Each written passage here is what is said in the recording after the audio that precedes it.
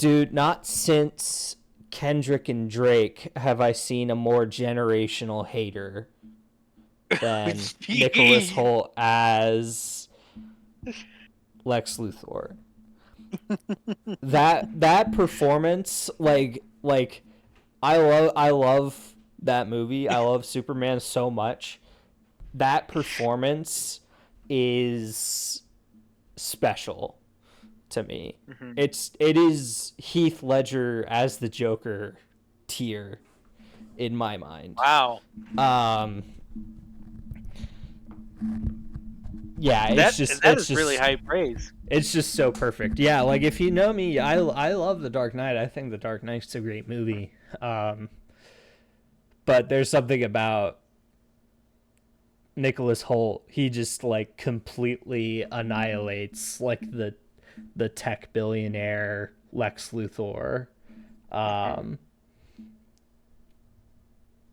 and I didn't hate, at least when I first watched it. Maybe I would have a different opinion. But I didn't hate Jesse Eisenberg in the DCEU. Yeah. I think he was incredibly miscast.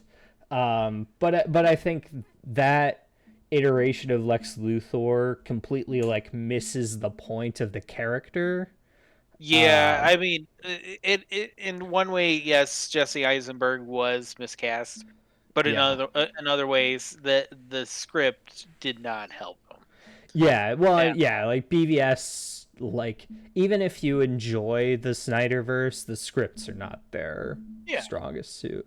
I'll be a But Snyderverse defender to the day I die, I guess. But like like the fact that you know, I mean, I will even admit, like, yes, was Jesse Eisenberg's performance as Lex Luthor great?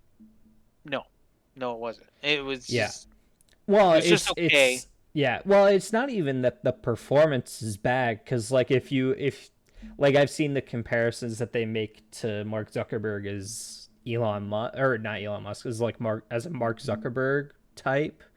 Um, and I think there's that's fair in the Snyderverse, but I think that misses the idea that Lex Luthor is not Mark Zuckerberg, right? Like Yeah. he is very much his own class of billionaire. Hmm. He's closer to like a Jeff Bezos, right? Like a Yeah. very um and I think, to me, that's like, if you're going to do a modern take on Lex Luthor that has more of those uh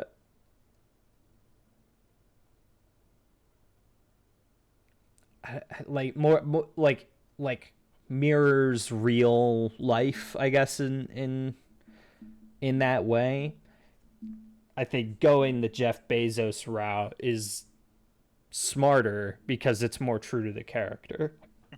um and I think they did that in Superman to a degree. I think there was like, I mean, I guess maybe you could make an argument that he was a little bit more like Tim Apple, maybe. Um, Hmm. but that doesn't. The point is, when Snyder tried to make a modernized Lex Luthor, he missed the point of the character, and Hmm. then uh, Like, and I think then the and only thing. Oh, James go ahead. Gunn. Sorry. I was just gonna finish up by saying I think James Gunn really hammered home like this character. He really, to me, like redeemed Lex Hmm. Luthor as like a worthy villain. Because I was like, man, there's like, it's so hard. Because even like Kevin Spacey, right? Like that, say what you Hmm. will about the actor, but like that performance is just so like milk toast and boring. Um, yeah, anyways, say what you were gonna say. Yeah, Superman Returns. it's that's one of those things of I won't go on a tangent of Superman Returns, but yeah, Yeah, I I think the casting of Kevin Spacey as Lex Luthor is a great idea in theory. yeah. Um, At least at the time. even though I mean at the time, yeah, I was just about to say preface that, but at the time that seems like a great idea on paper, but like the Yeah, I think there's a lot of parts in that script that also doesn't help either. yeah, But I will say the last thing I'll probably talk about with Jesse Eisenberg, his version of Lex Luthor. The one thing that Snyder did get right of that character was how calculated he was. yeah, Um, and forget the pet or personality aspect. If you look at how calculated he was, and if you, especially if you watch the the ultimate cut of BVS, you'll really see the intricacies of his plan. yeah, Um, much more. But so that was, I guess, that was one thing that I was really hoping for with this version, with Nicholas Holt's version, is how calculated he is.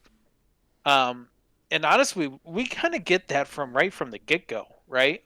yeah, So like, he's playing Superman just from the beginning, and I think that's I think this is where I'll probably segue a little bit out of Lex Luthor, but yeah. No, that's fair. but I won't. I still want to. It still goes to the point of Lex Luthor, so I'll probably circle around back to it. Um, this movie does something where I don't think any real comic book movie, or especially a traditional rebooted comic book movie, has done before, where it just kind of just slams you right into the middle of it, right? It Yeah, doesn't tell yeah, you much of, there's not really much build up and exposition, and it's just like we're throwing you into this. The only exposition you're going to get is you get a little bit of lore of the universe, yeah. this version of the universe, and then you're saying, and then it goes to 3 days ago. Um, Superman stopped a war, yeah, something like that, and then and 3 minutes ago, Superman lost for the first time, yeah, and then it smacks you right there. That's yeah, all the context you need. It's really kind of brilliant. yeah, It really sets the tone very quickly, of where you're going to be. I think it sets the tone really well for Superman. yeah. Um, I think at that moment, this is where I circle back to Lex Luthor. um, I think in that moment, it was. I didn't really. I liked. I really liked Nicholas Holt's performance as Lex Luthor. Um, there would be times where I had a difficulty buying him as Lex Luthor, Interesting. but and that's just kind of like a personal brain thing, I guess. But um, Is that more like when I know you like the Batman, but like when Robert Pattinson was cast as Bruce Wayne, you were like, wait, the guy from Twilight, and like how a yeah, lot is it more like that than it is just like Nicholas Holt's like It's vibe probably or more. It's probably more like Ben Affleck to Batman. oh okay yeah yeah yeah that I makes was sense by the time Robert Pattinson came around, I'm like anybody can be Batman, okay? that's Because yeah that's I was true writing off Ben Affleck as Batman. I was like, there's no way he's not going to yeah do a good job. It's just not gonna. It's not going to be good. Um, Even though he's a great actor, I just didn't yeah buy him as Bruce Wayne until I watched the movie. So there was moments where I was trying to get the actor out of my head, and this is where I kind of wish I had a second viewing of Superman, because I feel sure like I'd be appreciative more. But I was like, because we just kind of throw into the action a bit, it's like I guess as a moviegoer, I want to know more of why Lex's hate is for Superman. Yeah. Yeah, he he thinks he's an abomination, blah blah blah, you know, and he shouldn't be on Earth. But I want to know the trigger. I guess is my big I thing. think that's fair.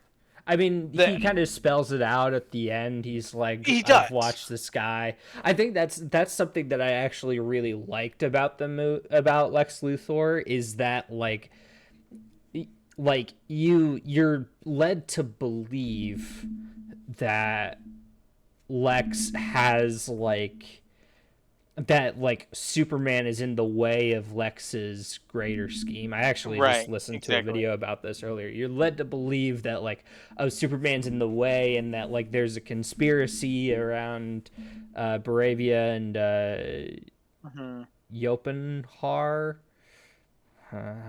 I don't Beats me. remember Those were how really hard names to Baravia and the country that they're invading. Yeah. And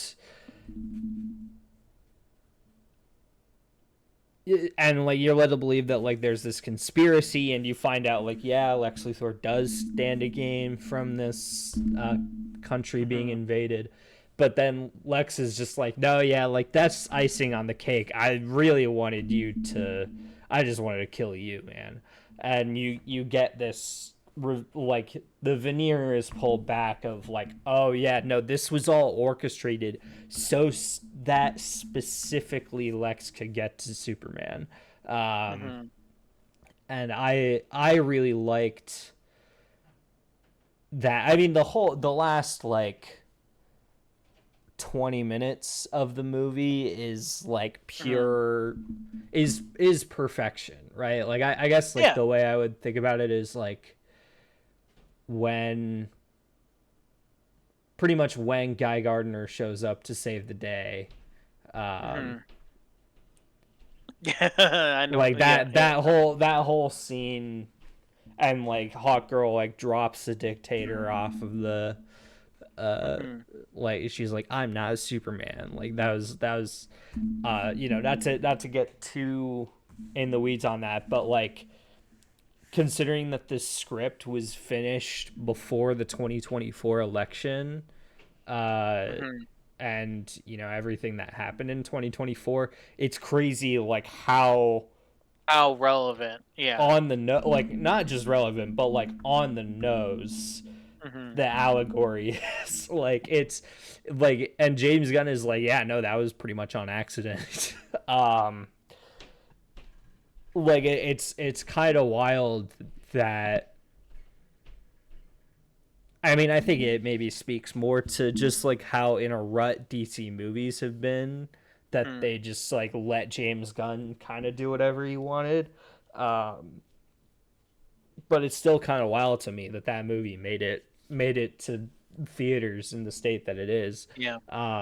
in a good way. Just because, like to me, especially after Justice League and Or the uh, Flash. or yeah, the Flash, The like abomination that was yeah, the like Flash. the homunculus that is the Flash. And we'll talk about homunculuses later in this podcast. But I like I'm genuinely kind of proud that this movie was able to release the way that it was, and I hope that I it signals a brighter future for the DC universe. I guess is what they're calling it. Yeah. I I gotta say, I'm not gonna go on this tangent for too long, but um, it, as someone who really loves the Flash as a character, Yeah, yeah, and his comic book storylines are so good, so good. I cannot fathom fathom why we had the worst Flash movie that could ever be made. yeah. No, that movie genuinely pisses me off. Like it makes me Like really angry. It does. I watched it one time, and I don't know how I sat through it because the entire time I was just stewing. I was like, there are like, I'm not going to. I'm gonna save it. I'm gonna save it. But just remember that was the taste in my mouth going into this. You know what I'm saying? No, So that's I fair. mean, That's like, fair. Yeah. I by this point I was ready for the reboot. I wasn't sure if I was going to be ready for another Superman or another Yeah. um another universe, another Batman. You know, Yeah. it's No, like like I was genuinely like like the AI generated Christopher Reeves, like all of like the AI Mhm. generated stuff that they did, like that already made me incredibly mad. yeah, But then when George Clooney gets out of the yeah, limousine at the end of the movie, I was like genuinely pissed. I was like, I know what you're trying to do, and in another world, this is actually like a good zinger, right? Like this is uh-huh. this is like, oh, that's fun, but no, it's not, because I know this is just like part of the husk, right? Like it's yeah. That movie makes me so mad.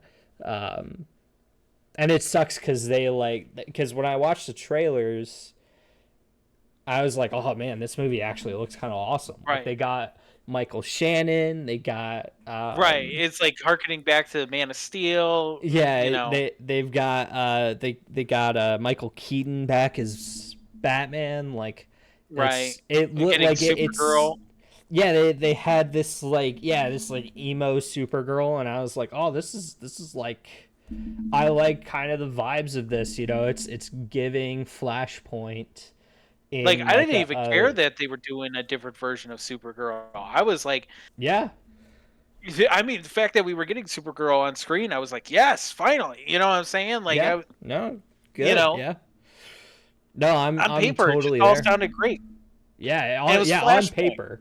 Yeah, and Yeah, that's yeah, I think that's and I mean the I guess I'm continuing the tangent, but the real death knell for that movie was the fact that they didn't commit to doing Flashpoint and actually having the Reverse Flash be a part of it. right. Because that character is so quintessential to that story, right? Like talk Mhm. about haters, right? Like that's Exactly. like even more so than Lex Luthor is to Superman. Like the Reverse Flash makes it his life mission to annihilate the Flash and like ruin him so thoroughly. And the Flashpoint and you see that in the Flashpoint paradox how that manifests. Um, and it's the animated movie, I should point out, like Yeah, that's an I know what actual you're like talking about. good version Oh, it's so good. of Flashpoint. Like even the TV show's version of Flashpoint was like boring, one and done. Like that could have been a whole But that crossover, was and they still a little bit more interesting. well, it Uh, was it at least hit like nailed the like It's a Wonderful Life, but with time travel, Right. right? Like that's like because that's basically what Flashpoint is when you boil it all Mhm. down. Um, but the like so like they nailed like the thematic elements in the TV show, but they didn't have like the exciting like universe remix stuff. Mhm. Um, because like you get into Flashpoint paradox and the world, you're at the end of a world that has a really interesting history, and you're like, oh, I wonder how this happened and that happened and why this happened, and it's like, oh, it's not that the Flash did anything specific to these people, he just broke the earth, uh Mhm. and so you get like yeah, like the Atlanteans and the Themyscirans are at war, and At uh war, yeah. Batman his parents lost him, and so Thomas Wayne becomes Batman, and it's implied that Martha Wayne becomes the Joker. I like there's all this fun stuff that the TV show didn't get to do that the animated movie got to do, and Mm-hmm. the live action movie got to do it too, but they did it in such a way that, like, when you strip the thematic elements of Flashpoint away and you remove like the a key tenet of it in the Reverse Flash, it's incredibly hard to justify telling that story. um and so it's just like, yeah, I think Oh, I was let so alone done it's with a the can of DC. lima beans Yeah, to replace yeah, the yeah, yeah, Reverse Flash. I yeah, think it's lima beans or baked beans, something like that. It was beans. yeah. It was beans, and like his dad went to the store and they couldn't tell on face cam, and it's like, I mean, that probably holds up in real life, but that's not as exciting as the Reverse Flash framing his Right. dad, right? Like, it's not. It's one of those things where it's like the suspension of disbelief. Hmm. Like, you don't have to compensate that hard for people to suspend their disbelief as long as it's fun and exciting, right? Like there are gonna always gonna be people who complain about like the mechanics of a story and like how things work and Hmm. how things happened, but like people are going to do that regardless. So if you try to like compensate for for that by making it hyper realistic, it's just not, you've stripped the narrative of the fun that it can have with the Hmm. scenario. And then like, I wonder genuinely if DC was like, yeah, unfortunately, like Tom Cavanaugh and Matt Letcher on the CW show were just so perfect as the Reverse Flash. Like, both of them just incredible as the Reverse Flash, and so they were just Hmm. like not willing to try to recast. But they were also like, because I can't think of anybody I would want as the Reverse Flash that's not either of them. Um, Well, but I think yeah, one of the biggest weaknesses of that Flash movie was the fact that didn't it was struggling with its own identity of yeah, a Flashpoint storyline, but it was also struggling with its own identity of the universe. yeah, as They like a didn't know send what they wanted off. to do with, well, not even a send off. I Yeah, mean, this movie was in development for years. They yeah, just it didn't know like, what they wanted to do with the DCEU. yeah, and it like became a send off in like the last stages of development, and you can tell because they had like the montage of like all of the Hmm. different DC universes and stuff, like, and it didn't even include, like, they could have had footage from the Dark Knight and like the Hmm. Batman and uh Hmm. I don't know, all these Right. other DC movies that just like maybe the animated universe, I don't know, like the they could have done that and they just were not willing to. um and I just can't. It's very, that movie is very frustrating, which is why watch this, which is why Superman was so refreshing, because Exactly. it was basically like James Gunn saying, we're doing Iron Man but for DC, and we're going to use Superman as the blueprint for what, like, we and like Snyder had a vision, Hmm. not one that I agree with, because I think the angle of Superman as Christ is not very interesting. Frank, like at least Superman is like a god figure, Mhm. has been done in more interesting ways in other places, namely Injustice. Um, Yeah, that's a fair point. but he had a vision, and I think you can see that in the Snyder cut and in Exactly. BVS, right? Like you can see where he was going. Again, I think part of that is just like production stuff that Hmm. like Snyder had like tons of uh like he suffered a tragedy midway through Right. Justice League, but even before that, like the like executives at DC were constantly mucking things up. Like the guy who played Yeah. Cyborg had a horrible experience. Um, Exactly. so like you can't Pressure was growing. pressure was growing, but also like DC was in such a hurry to mimic the MCU Mhm. that they completely fumbled everything that made MCU Phase 1 so successful. Right. Um, and I I mean, think you could. super go ahead. Oh, go ahead. I was just gonna say. I mean, you could see further proof.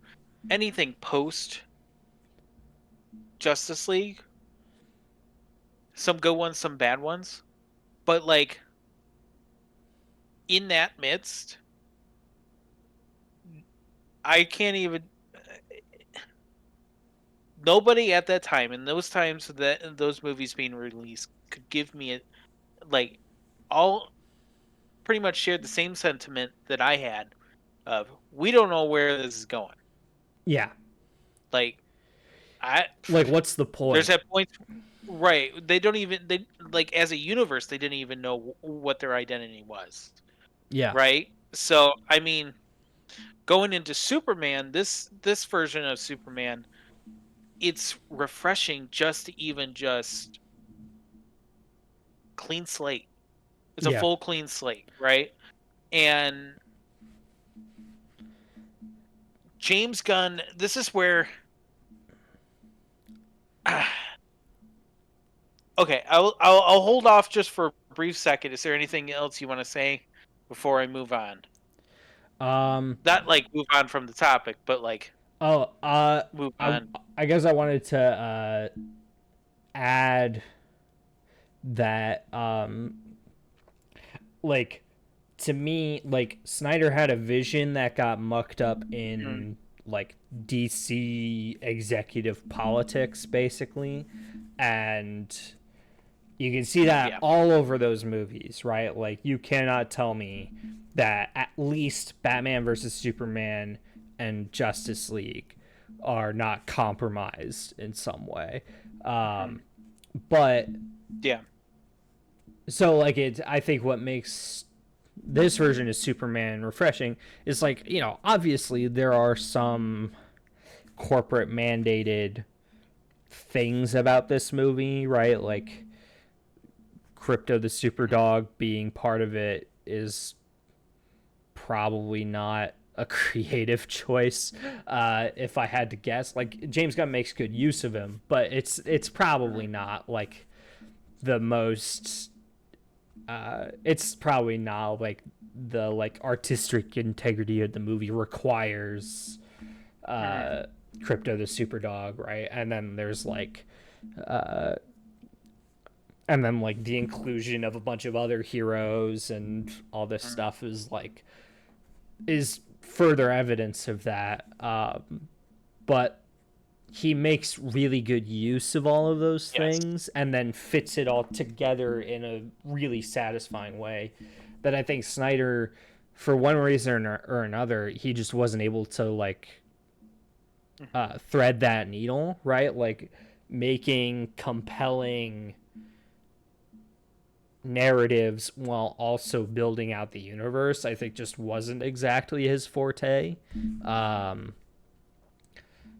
And plus all of like the other DC politics stuff. So yeah, I think that's part of what makes it refreshing is like James Gunn has worked in the MCU. He knows how it works. Um, Hmm. and he has I mean he I actually haven't seen Guardians 3, so I'm not super well versed. Really, Yeah, I've wanted to, we just haven't really gotten the chance, but you gotta watch it. yeah, no, I hear it's really I'll good. just say that. We just haven't gotten around to it. But like him talking about those movies and then also like working with um the Russos on Hmm. like Infinity War and Endgame, and then also he probably had a little bit of time with Taika Waititi on Thor. Probably Hmm. probably him just say, "Hey, get the heck away from my characters." um, but No, unironically you joke about that, but that's very true. yeah, yeah. Did, Well, I mean, you watch did you Thor: Love hear and about that? Thunder, and that's I didn't hear about that. Yeah, no, he James Gunn did not want Thor in Guardians of the Galaxy 3. Oh, Like I thought he wanted. I thought he was like, no, I don't want the Guardians in much of Love and Thunder. Was my well, there's guess. kind of that, but really the big thing was is that James Gunn, he wasn't in charge of like he didn't get to decide that um Thor was riding off with them at the end of Endgame. Oh, I see. So they were in a plot hole, and obviously everybody's asking James Gunn of like, is Thor going to like, this is before even I think Thor: Love and Thunder was even announced, right? So Yeah. is Thor going to be in Guardians of the Galaxy 3? Is it going to be called as Guardians of the Galaxy? You know, just theories like that. And I think he's gone on record in some shape or form. I'm kind of paraphrasing what he said, but pretty much he told Feige, yeah, I can't write Thor. Yeah. he, s- Thor's not he my said character. Thor's not my character. I don't understand the character. That's Yeah. what he said, and so they quickly threw him in a scene. They threw the Guardians in Thor: Love and Thunder, and quickly wrote them off so that James Gunn could have full freedom of what he wanted to do in Guardians 3. Yeah. Um So but yeah, that's the story. he I guess this is even further to my point. Like he has worked in like the studio structure and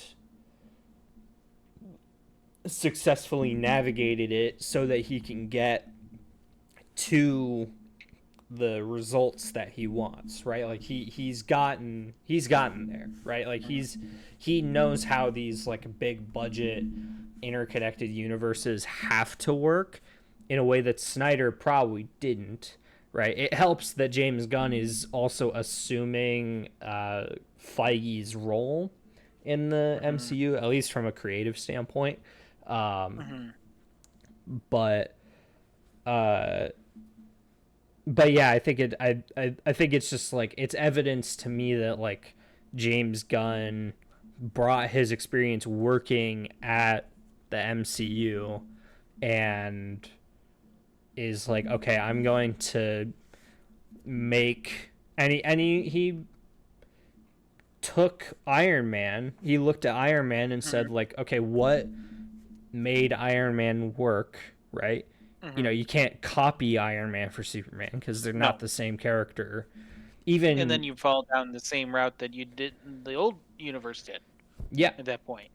yeah, like you can't make a Justice League movie as quickly as they tried to, and you can't, and it's really hard to make a Justice League movie in the same amount of time that they made an Avengers movie because um even forgetting like the X-Men and stuff, the Avengers had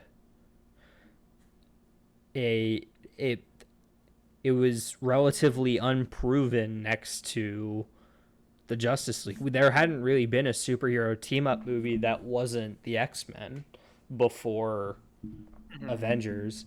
Um and so like I guess all this is to say James Gunn really successfully like took what like the fundamental like structure of what made Iron Man work and then threw in again I think one of the greatest comic book villain like not just performances but like villain iterations put to Mm. screen and uh and I think that's what makes Superman so impressive because you know say what you will about Iron Man, I don't think Ironmonger is the strongest villain. uh Mhm. like I love Jeff Bridges as much as the next guy but like Tony who's Stark really built this cave with a box of scraps. yeah like if that's your most iconic line in a I'll tell you what. movie that jump started a media empire then I don't know what Mhm. to tell you. Well, it's it's funny. I swear I'm not going to go on a tangent about this. I swear, but it's I'll stop funny you. because before that line really became impactful, I would quote that all the time just for the sake of quoting it. Oh, that's funny. And most people just you know would not recognize what I'm talking about. So I was, it's just the way he Yeah. delivers it. It's so funny. It's so like over the top. It's funny. And then the moment that happened in Far From Home, there was like a smile on my face too. It just my jaw just dropped because I was just like in so much like they brought this side character and all of a sudden it just made him important. Not Obadiah Stane, the scientist or whatever, for a Oh yeah. throwaway that was a throwaway joke in Iron Man, and it was all of a sudden is deeply impactful. I was blown away by that. Like, but that's okay. That's going off topic, but I guess here's what I was gonna say. Yeah. With James Gunn, I have an interesting like as a film taste, like from a film study standpoint. Yeah. James Gunn is very 50-50 with me as far as stuff that I've watched, to be honest with you. Interesting. Um, most times when I watch a James Gunn film, I don't like it the first time. Most times, believe it or not. Um, Super, I wasn't that big of a fan of. Um, when I watched the first Guardians, I wasn't really that big of a fan of it too much. Um, it wasn't until the second viewing and watching it more and more, I just like understood it better, and I was just I Okay. fell in love with it with rewatch. To be honest with the That's fair. Guardians, with rewatching it a lot, especially when it was building up to Age of Ultron, all that type of stuff. Like I watched it a couple times even before that movie came out. So, but Guardians 2 first watch, I still was not that big of I was underwhelmed. Um, Second watch, I end up really enjoying it and then liked it ever since. Um, Suicide Squad, I wasn't a fan of. I still am not a fan of it, to be honest with you. Hmm. Um, the which is that's a hot take right there, That but is a hot take. it's a very big hot take, and I understand it, but I just I have my reasons. But that's kind of besides the point. And then Guardians of the Galaxy 3 is probably the only James Gunn film, aside from this one, where I was blown away. Especially Guardians 3. James Gunn, I mean, he created a masterpiece with Guardians 3. It is so good. So going into this, I was thinking, you know, the track record's not exactly there. I was very nervous going into this You're movie. nervous that Uh, Guardians 3 was a fluke. yeah, exactly. Like, I'm like, maybe I'll appreciate it more over time. Like, it's just kind of Yeah. stuff like that. And um, you know, the refresh of the universe happening, the way he approaches Superman, it's just so hopeful, so light, so charming, um so true to what I would believe the Superman character is. Like, I think David Cornsweet is in a perfect casting choice as Superman. Like, Oh I man. think, Oh, I I love mean, him you so want to talk much. about like you want to talk about Lex Luthor. The casting for Superman is just as great. Oh yeah. Like, Oh yeah. I think it's it for that was me. what really blew me away. Yeah. I Was think that? yeah, I think for me it's just like I want to how do I word this? I want to see Clark Superman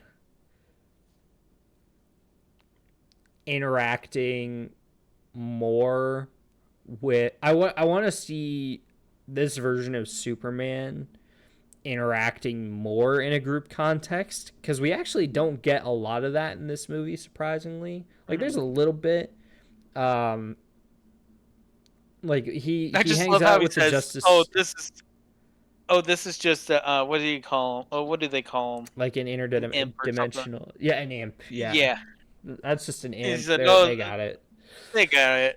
Yeah, Yeah, like, yeah, no, like that stuff's great. Like the way that he's I mean this was in one of the trailers, but like when Lois starts interviewing him and he's like he's like sitting casually and then he like leans forward uh as and is like Miss Lane, like he drops his voice a little bit. Like Mhm. I really liked that.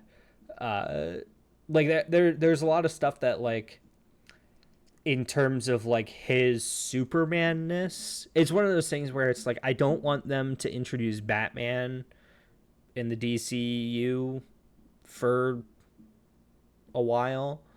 uh Mhm. Partially because I want Matt Reeves to get off his high horse and just Right.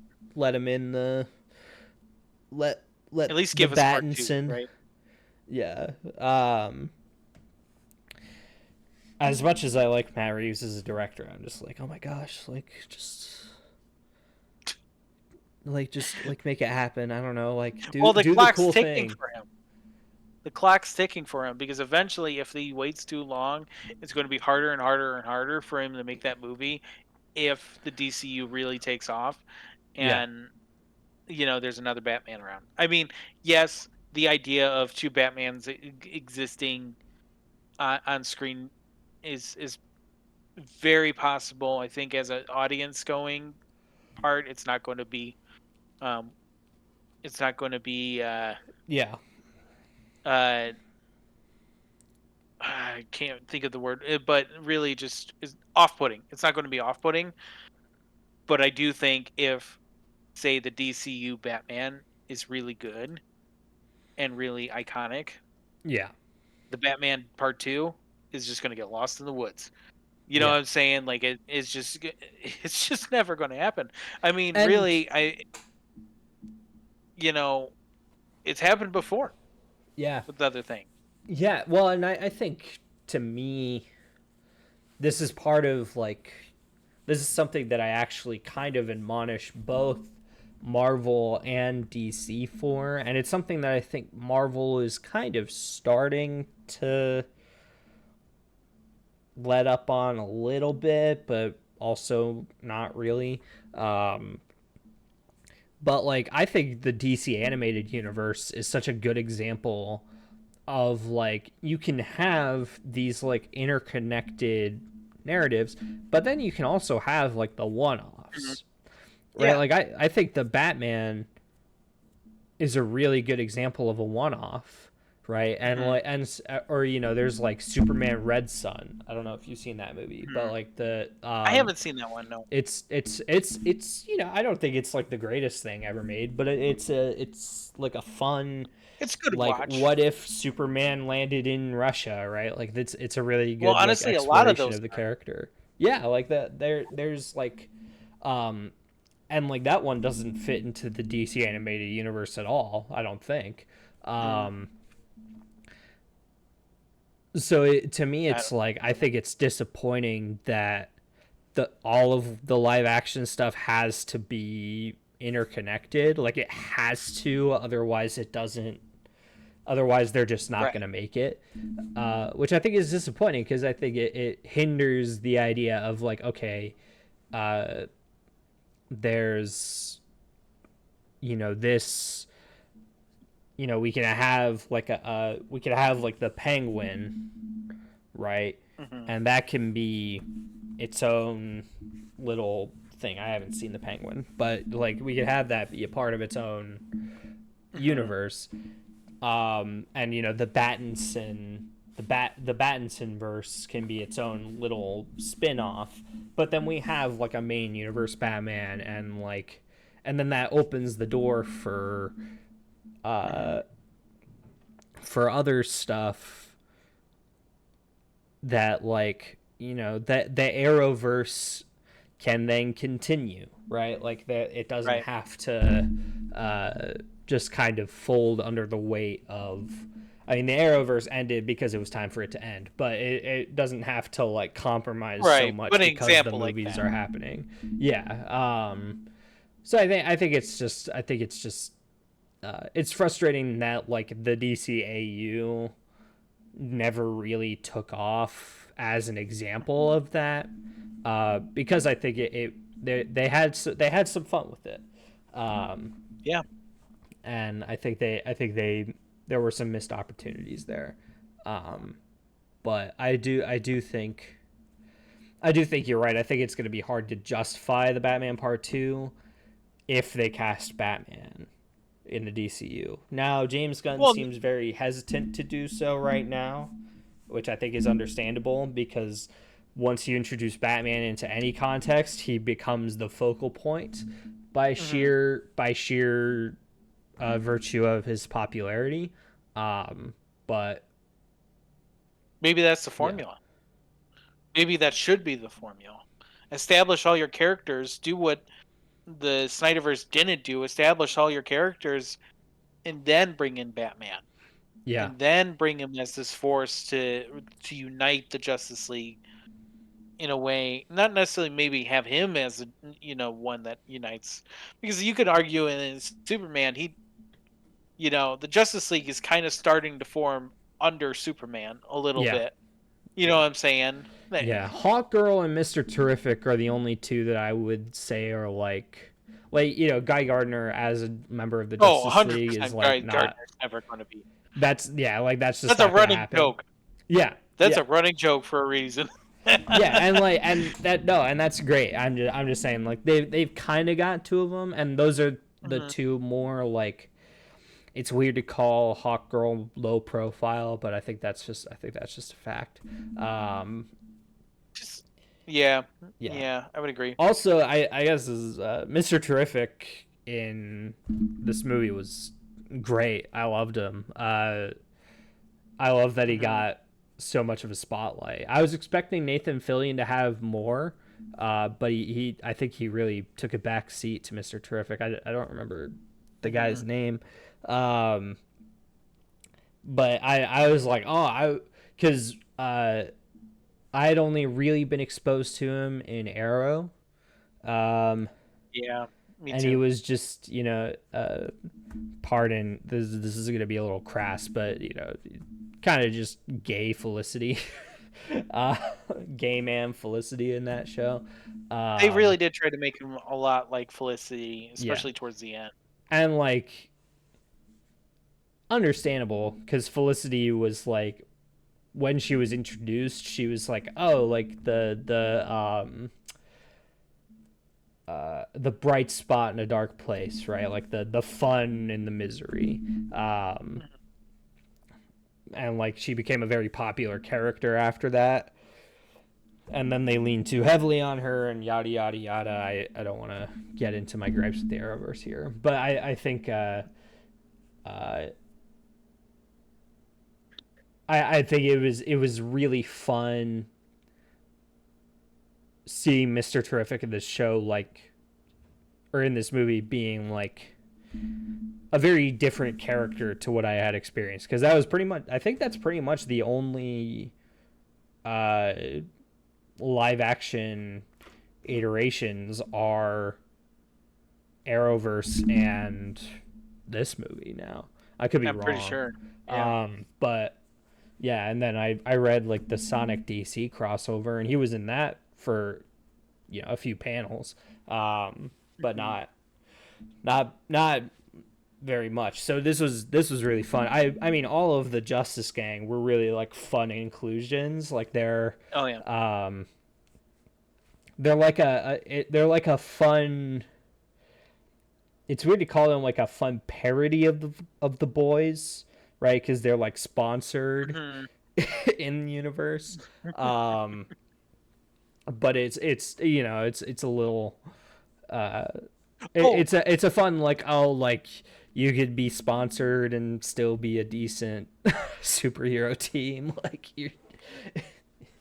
Uh, I yeah. totally forgot to say. I totally forgot to mention, like, Peacemaker was another one where I really loved from James Gunn. Totally Oh, forgot okay. about that. I haven't But seen Peacemaker either. fun watch, very fun watch. I didn't like Suicide Squad, but I did really like Peacemaker. It was Okay. a really great show. But especially with season 2 coming up, which again somehow is now canon to DCU. I don't know how, but they're going to show it. They're going to make it that way. Obviously, he made a cameo in this movie. Yeah. Um, Yeah. I guess spoilers. Whoops, I'm sorry. Uh, I I mean, I don't know. Are we going I feel full like spoilers? I think we've spoiled a good portion of it. Okay, okay. Well, but yeah, he made a cameo in this movie. Like that, I guess. I guess what I was trying to say is, I know the Justice Gang is going to be in Peacemaker season 2. Oh, they Um, are. so, yes, yes. Oh, now I have to They're going watch to play Peacemaker. actually a big part in it, I believe. Um, so yeah, it's the fact that it's just exciting to see these characters actually have a spotlight because before any other big characters come in to play. Specifically, I think with Hawkgirl and Mr. Terrific, like those two just having that type of spotlight to establish themselves.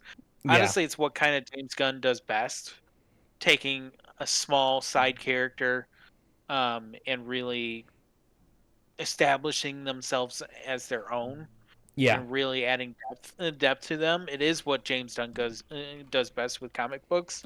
And and that's one of the things that he even said going into this movie. He was like, I was so afraid of doing Superman because that's not what I do. And but he really at the same time he really wanted to do it. Yeah. Like it's not like he wouldn't want to do this just because he didn't want to. But It was like, oh, it was the anxiety it was version of just that, where he's yeah, like, I it was don't, an I, undertaking, yeah, you know, and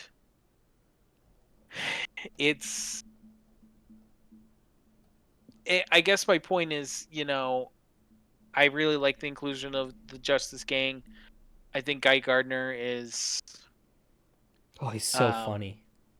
he's so funny. Like Nathan Fillion I is knew such a good choice because you wouldn't expect that kind of character out of him. no, you wouldn't expect that kind of character out of him, but also who else would you cast as Guy Gardner?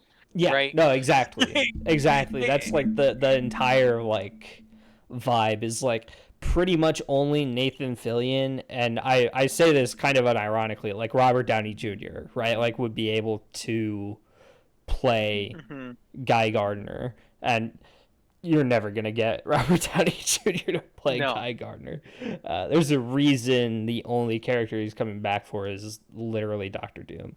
We'll Yeah. talk about that later. But yeah, I yeah, the Justice Gang was awesome. All of like the uh, like I guess corner of the eye Hmm. background universe stuff was fun. I'm curious to see where they're gonna go with uh, Superman's parents being. Oh yeah, that was probably one of the most controversial parts of this movie. Yeah, and it's I think it's understandable, but I also think I don't know too much about like how many times they've done this, but I think it's a I think it could be interesting, especially given that Supergirl is part of Hmm. this. Uh, I think it could be interesting, uh, just to have like a different take on Jor El, especially because like Russell Crowe is Jor El. Uh, like again, not to harp too much on the Snyderverse, even though I've done that quite a bit, but like that version of Jor El was so just Hmm. like, okay, like I get it, you're Jesus' dad, like okay, like Yeah. like it's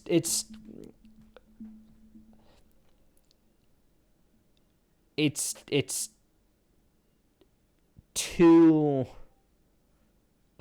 self serious, and so like Yeah. them taking that, and I'm really curious because like eventually you're gonna have to do Zod, you're gonna have to do Exactly. all of these things that were done by Snyder, and so you're gonna have to find a way to differentiate. Like you're gonna get to Darkseid eventually, right? Like Hmm. Darkseid is the Thanos equivalent of Right.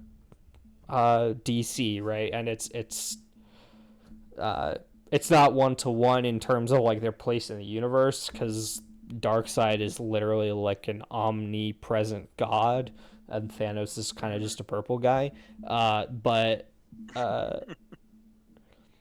but the point stands. Like you're gonna have to get to that point eventually, and I'm curious to see what they do. Um, I think that's the only weird thing. Like, I think I like the twist.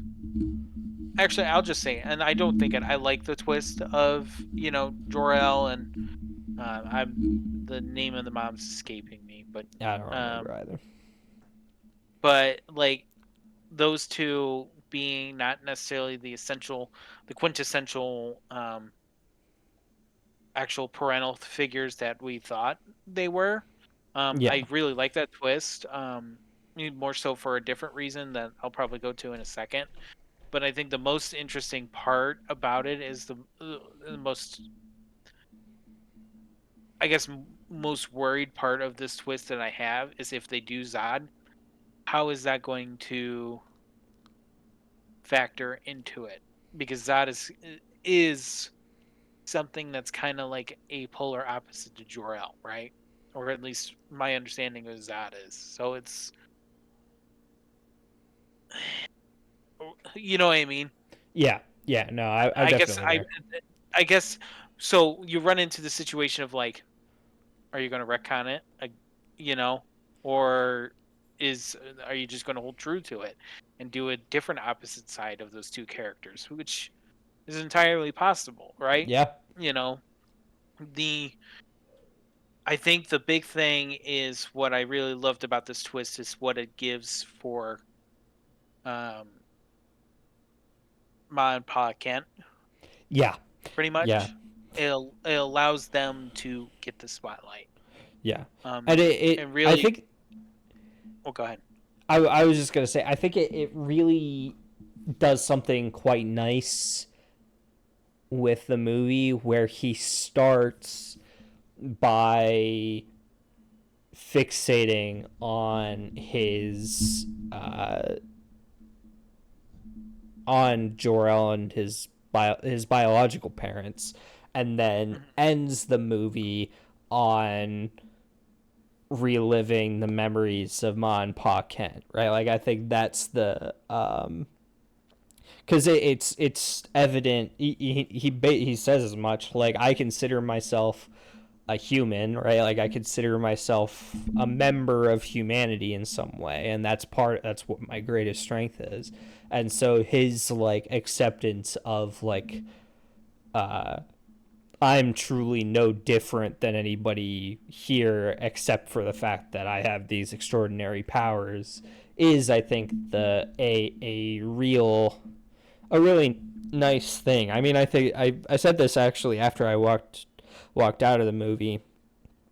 Um, if you know anything about Dragon Ball, you know that Goku is basically just Japanese Superman. Like it's not like Mhm. the origin stories are pretty much exactly the same, save for a few details.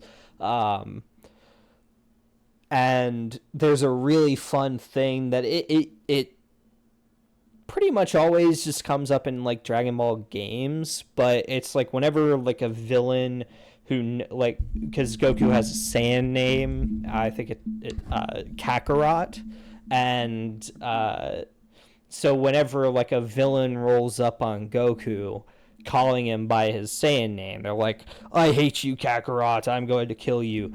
Goku says like, "My name is Goku and I'm from Earth," right? Like, and you know he's arguing his membership uh, of the planet Earth. He's not saying like I'm. He's not denying his sayingness, but he's saying that like I'm always going to be a part of this, not a part of that. And I think that's something beautiful. It happens kind of in the subtext of the story, but it is a beautiful thing of like Superman chooses to be a member of humanity, not a member of Krypton. Um, you know, he and it's you know unclear because you know him as the last son of Krypton is an important element of the story, right? Like it's an important element Mhm. of Superman's character. So it'll be interesting to see where that goes in the DCU. Um, but yeah, I think I ultimately liked the twist, mostly because, like you said, it really gave Ma and Pa Kent uh, a place. And I mean, what a fantastic version of these characters, right? Like Mhm. these, just like, because like, say what you will about the Snyder versions of these characters, they didn't feel all that like relatable to me, and I think that's kind of the point of Ma and Pa Kent, right? Like I think that's kind of like the whole reason they exist is for Mhm. people to relate to them. Like they're supposed to be these just like backwater farm people who are completely irrelevant to society, except they are the most relevant because they are Superman's adoptive parents, right? And so uh like everybody knows Ma and Pa Kent, right? Like everybody has met somebody like them, right? Mhm. Like to not to put Mhm. too big of a spotlight, but literally your in-laws could be Ma and Pa Kent, Mhm. right? And that's not an insult. I'm just saying that's Mhm. their vibe, right? Especially your Mhm. father-in-law.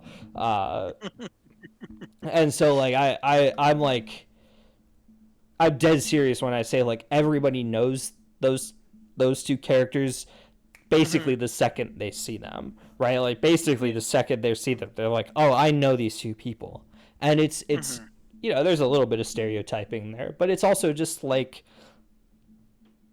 people.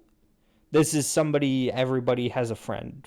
Everybody has a friend who Yeah. is in a similar place in their lives, and I think it's so wonderful that this movie acknowledges that, right? Because the Snyder movies were like so zoned in on like Superman as this like alien god who has humanity in his hands at all times, and it's like it it it made Ma and Pa Kent into effectively Mary and Joseph, right? And what's easy to forget is that Mary and Joseph were very were people, right? They were average Yeah. people who something extraordinary happened to, right? Regardless of if you believe in the Bible or not, like in the narrative of the Bible, in the narrative Yeah. of the Gospels, these are ordinary people that something extremely extraordinary happened to, and Exactly. like yes, it must have you know that it must have weighed on Ma and Pa Kent, you know, Superman's origins, his background, like will he grow up and be a tyrant? Like these are things that I'm sure mattered to them, but what mattered more was that they chose to take care of him, and uh, in and the Snyderverse takes that, like basically removes that and says like, yeah, like Pa Kent is so afraid, is basically like, yeah, he basically says like, without saying it, he's like, yeah, I'm afraid of you and I'm afraid of like what you might do and what they might do to you if they know anything about you, and so I don't want you to do anything, including letting me die. And and it's like you get this so like relatable and real version of Ma and Pa Kent in this movie that you're just like I truly believe that Superman was raised by good people when you see them, right? Like even if like even if you're like, all right, come on, grandma, like you should know how to use a phone by now. Like even if that's true, right? Like even if you could feel some of that, you're like, okay, like everybody has a grandma who doesn't know how to use a phone, Oh right? yeah. Like that like everybody has those people in their lives. Like yeah, I think it's so important to I would say this might be a hot take, but I would say getting the characterization of Ma and Pa Kent right is so much more important than getting the characterization of like Uncle Ben right, because Uncle Ben dies. He exists to die, right? He imparts a message and dies. Ma and Pa Kent should be fixtures of every Superman narrative, right? Like every Superman centric narrative, Ma and Pa Kent should at least have something to say about it.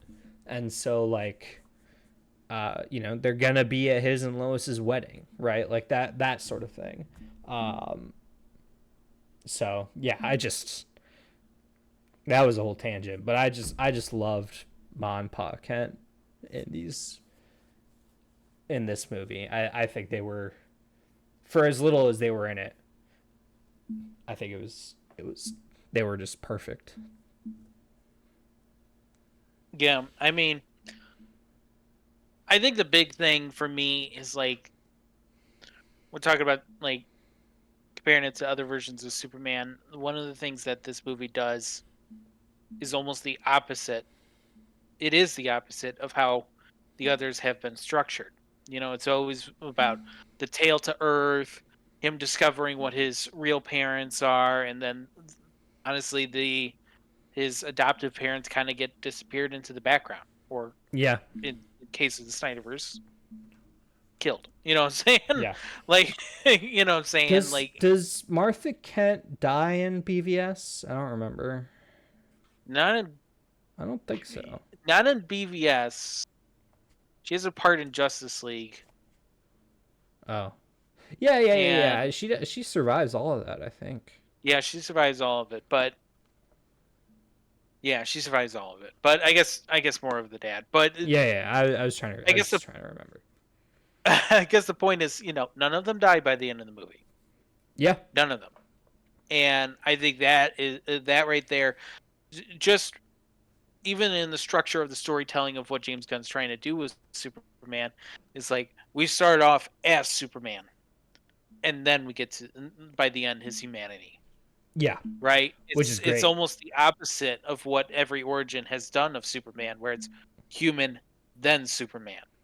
Yeah, You know what I'm no, saying? and it's Like, it's even it's even the opposite of Dragon Ball. He starts out as Goku and sort of mm, grows into the living god we who more of the Greek variety than the Christian variety, but right. but the same difference, like the like growing into your roots rather than growing into your it's the nature versus nurture thing, right? Right. And I think this movie did a really good job of like emphasizing nurture as like a way, like as something that you can embrace, right? You can Mm, embrace your learned ethics and your learned experience rather than just like because you were born a certain way or a certain I don't want to say this the wrong way because I think I could actually say something bigoted, but just because you were given something doesn't mean you have to accept it, right? And but at this you're it's all complicated ways of saying choose your destiny, right? Like the mm, um like not to get too far afield, but I think what Xehanort meant when he said destiny is never left to chance is he was making a point that like we're all making choices and maybe fate has a right. hand in that, but that's not going to stop us. Um, yeah, Yeah. yeah, Um, great movie. I guess, do you have any final thoughts on the movie? Uh, I guess I just want to re-emphasize the way that I really liked uh I really, really liked the way the movie frames Lex Luthor Hmm. as his own god, right? Like as Right. his like he believes his own hype so thoroughly that somebody coming in and stealing his hype was enough for him to crash out, Hmm. basically go on just this Right. generational run of just hating um and like the framing of like yeah no like I wanted like it's cool that I get half of this country, like that's great, Hmm. but what I really wanted was Superman off the map is fantastic, especially because like he's allowing this atrocity to happen and it's like scary how like true to life all of that stuff was with Bravia. Hmm. Okay, I need to look it up because it feels, I don't know why it feels this way, but it feels a tiny bit disrespectful uh, to not know the in Superman 2025. What are they? Baravia and Yarhampur. Okay. Yarhan. Okay. Yarhampur. Baravia and Yarhampur being, again, very obvious allegories for real countries, even though this was not the intention. um, but but yeah, like him allowing that to happen and being like, yeah, this is kind of just like tertiary to me, right? Like it's not that big a deal. What I really want is you dead. Uh, Hmm. is I like it's cool because it didn't take away from how like exciting that it was to see like Guy Gardner and Hawk Girl show up in Baravia and Yarhampur. Like it didn't take away from how like fun and just uh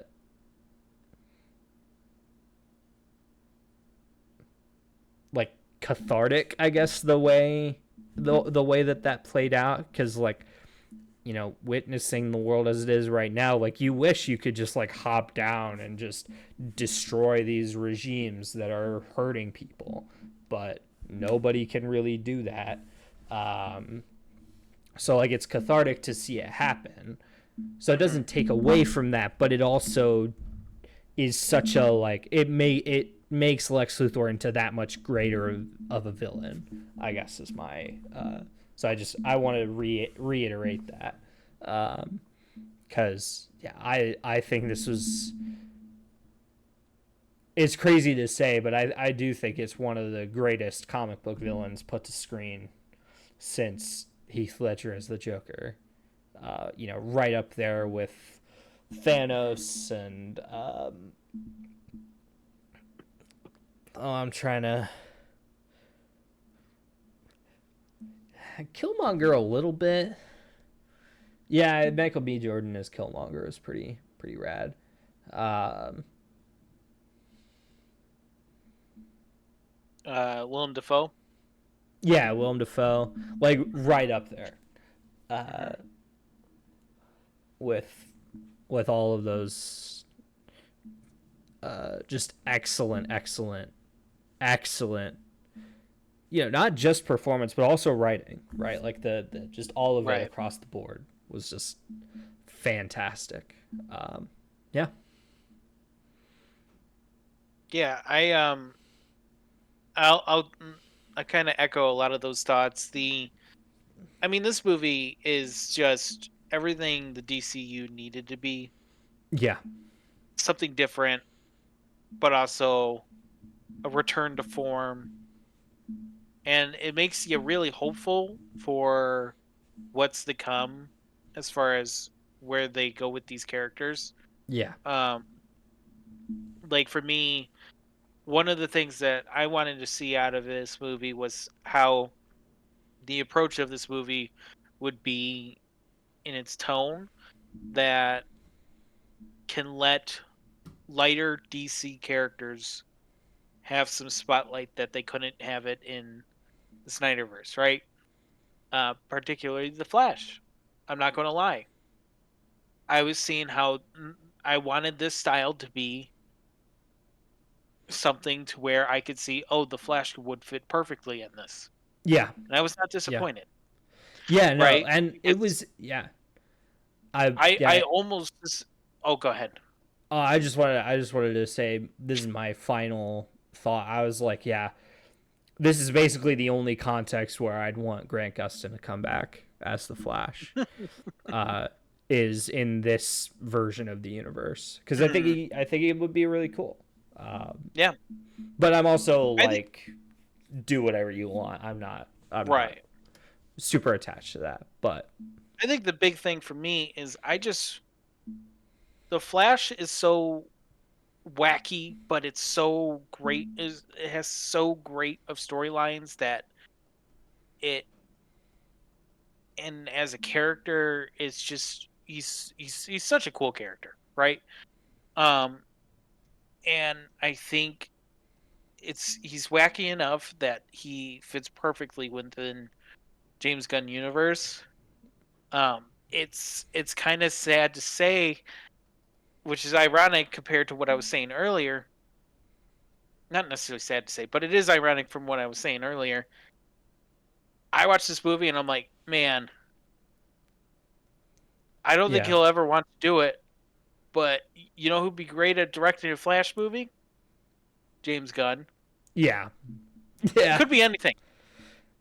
Yeah. Like, don't even do Flashpoint. You could do Gorilla Grodd for all I care. Yeah. You know what I'm saying? Yeah. The fact that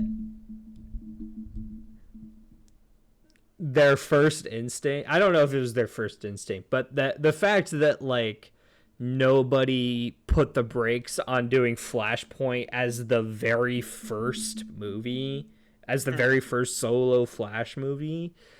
Like I know the Flashpoint Paradox is a great movie, but that movie was obviously closer to like a direct adaptation of the comic. Mm-hmm. Um, where like the doing Flashpoint in a live action setting requires so much setup. Uh, Mm-hmm. that like again, even the Flash TV show, I don't think really pulled it off all that spectacularly. They got it right where it counts, but it wasn't like it was more the consequences of Flashpoint that were interesting. Um, but yeah, I just can't. I cannot believe nobody put the brakes on that. Like they must have, Mm-hmm. somebody must have known that that was a bad idea, and they went with it anyways. And Oh, I I just know who can't. did. All the million directors that left that project. Yeah, no, that's true. Sorry, Yeah, I'm just being very harsh now, I mean but that's well, it's true though. Like, yeah, there was a lot of directors that left that project. yeah, that movie was in development hell. Yeah, Yeah, man, man, oh but man. I guess to finish off Superman, it's so great to see. It's so exciting to see. I mean, the performances were just spectacular. Yeah. Didn't even really touch on it. Rachel Brosnahan as Lois Lane, Oh, just fantastic. perfect, just Yeah, perfect. Like blew Amy Adams' performance out of the water, to be honest with you. And I yeah, like Amy Adams as an actress, but I mean, I really bought Lois in this movie. yeah. I mean, Um, part of it is just like the chemistry between David Corn Sweat and what's her name, Rachel Brosnan. Rachel Brosnahan, yeah. Brosnahan. The chemistry between them, right? Like that, just insane. Just Mhm. crazy chemistry. And the way, and again, like I like Henry Cavill. I like Amy Adams. Not there. Not super believable as Clark Kent and Lois Lane. It just didn't really get there. Um, Yeah, I mean, it yeah, worked in moments, but it just wasn't there. yeah, But um, yeah, I guess my point is, you look at this movie as a surface level. It's a great DCU starting point, but also establishes the fact that it doesn't fall into the victim that maybe Marvel has, where everything kind of started with Iron Man, yeah, right? Whereas no, this movie clearly establishes no, metahumans have been around for yeah, forever. yeah, You know what I'm saying? Like yeah, it's definitely you can go back at any point and have a DCU story. You know what I'm saying? yeah. Like and make They it could do a believable and funny. JSA movie, Yeah, and it would exactly. make some sense. Yeah. Ooh, So I Jay mean, Garrick as the first Flash in this universe. I like that yeah, idea. that'd be pretty cool. That would be really cool. I would love that. Sorry, now I'm No, just saying characters I want to see. but yeah, I mean, it's exciting to see what's to come. I mean, Supergirl's next around the corner. So excited for that movie. You have no idea. I almost kind of like. I I really like Superman, but I also like Supergirl as a character too, and I think it's very Yeah, interesting. yeah, Um, More so sometimes that it's like it's really tough. Very much go back and forth. So it is like exciting to see that movie come up next, and I also thought perfect casting for her, by the way. Like, uh, and that's even before this movie. Like, I Amelia Alcock or whatever her name is, from she was in House of the Dragon. oh She was okay, so good in the House of the Dragon, so good. okay, It sucks because the way the story of House of the Dragon goes, without going into spoilers, is they do a time jump, oh so okay, they had to recast her. yeah, So she fell victim to the time jump, but she was so great in it. And she makes cameos here and there from time to time, but like it's just like when I heard she got casted as Supergirl, I was like, wow, wow. She wasn't even my first choice, but now she gets. That was a great idea. Like, especially the direction they want to go with this Supergirl, I think is really good too. yeah. That end credit scene is so funny. It is. It's so funny. Like, yeah, it's fantastic. I think I can't really think of an element of this movie that I actively dislike. Uh, Everything works so well. Uh, I guess the one thing that I'm like a little hesitant about is the fact that like starting mid universe and Mhm. also starting like the middle of Superman's career, but also starting and also like including all of these other characters, and then also starting pre Justice League. Mhm. That has me a little nervous just because I've played these games before. um, so like It's a fair point. it's again I I was harsh on trust. Snyder for this. Yeah, I was harsh on Snyder. Like I trust James Gunn, especially because he's worked in this setting before. Um, but it's one of those things like wait and see, and I do really hope that they nail it. And I'm excited for like lanterns. I'm excited for like all the like if DC when DC pops off, DC pops off. The only Mhm. reason people prefer Marvel nowadays is because DC really shot themselves in the foot like 5 times in a row. Um, So often, yeah. like it just happened so often that like everybody kind of gave up on DC live action, and anybody Mhm. who still cared was like they were like, yeah, the Batman's good, and like I like these animated movies, but yeah, the rest of it's kind of crap. Like it's so like hopefully they can get their track record back, um, because they had a truly like I don't know, I guess Batman Begins and The Dark Knight were really the only two like truly great DC movies for a long time.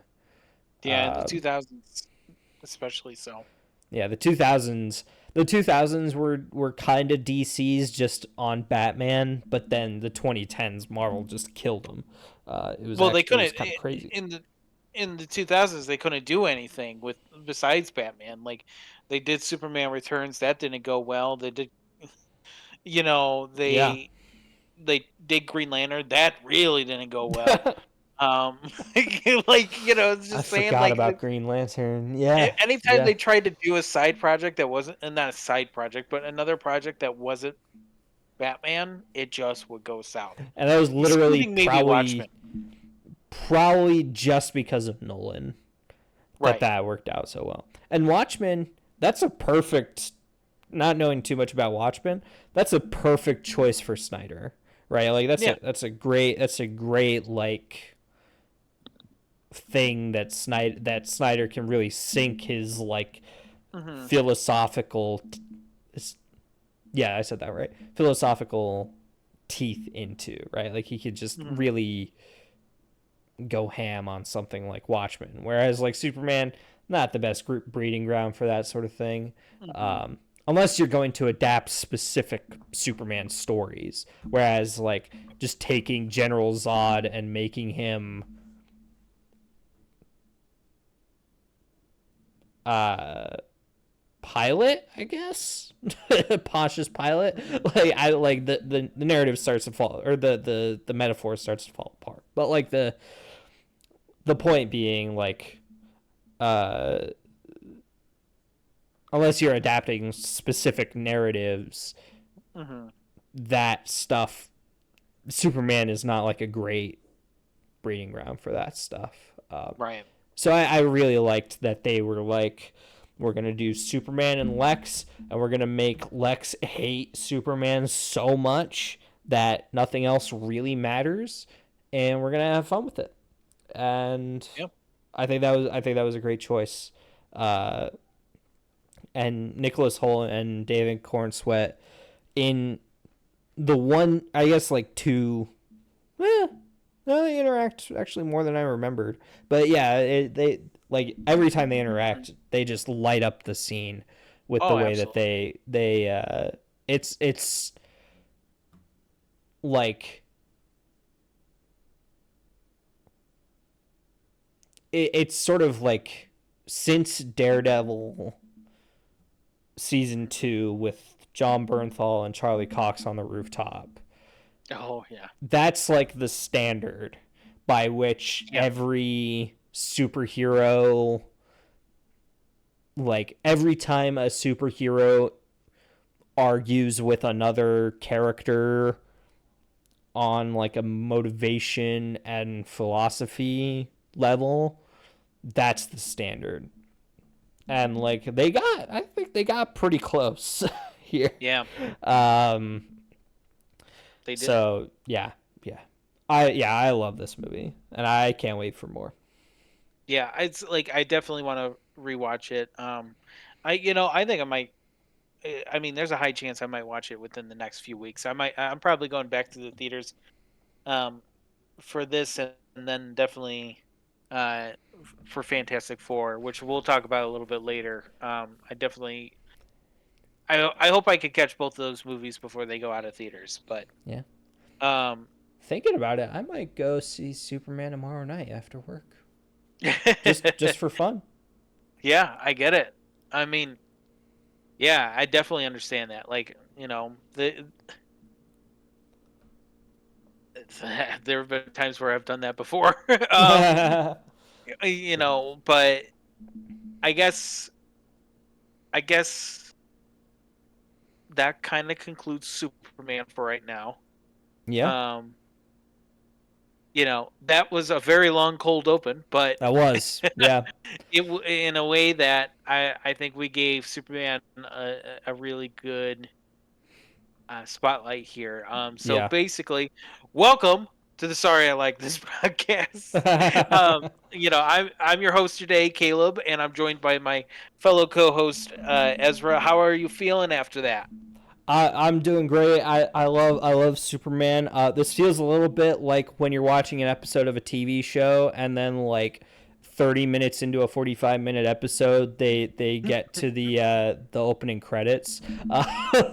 Yeah, Um, but yeah, I love Superman. And yeah, I mean this is kind of a special episode it is a that we're very doing. special So episode. So per Sorry I Like This podcast fashion, we um we decided to cold open with Superman. Because whenever it seems like we deviate away from video game topics, we're talking about Marvel, right? So Yep. what better way to just twist that and then just cold open with Superman, right? Yep.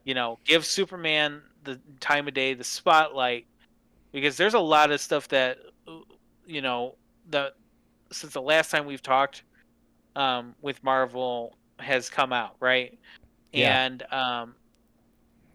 I think I can't speak for Ezra, but I can say for myself, I know a lot of this podcast is very much like I know our focus is very much on video games, and I love talking about it. I love doing that.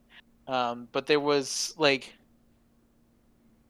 there's like a part of me that sometimes like I feel like I guess there's a thing of like I know from we said in the get go, like our vision of this podcast is like our focus is going to be on video games, but Yeah. at times we can deviate um, with very special exceptions, and I feel like we haven't had too much of a spotlight to really like we haven't had much material to deviate from Yeah. it. I think is a big thing since we started it. Like aside from Deadpool and Wolverine, Yeah.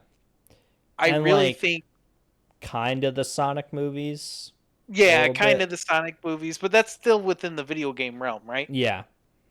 Um, we haven't really gotten a chance to do that, so I think, and it's so ironic that now we have so much, right? Yeah. Because like Well, I want to jump in and just say like I yeah, think part of it is that both of us have kind of I guess speak for myself.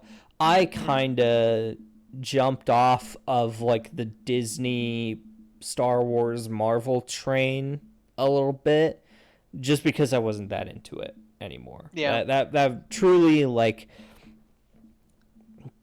like I watched I think Black Panther Wakanda Forever was the last Marvel project I had like really cared about before Deadpool and Wolverine.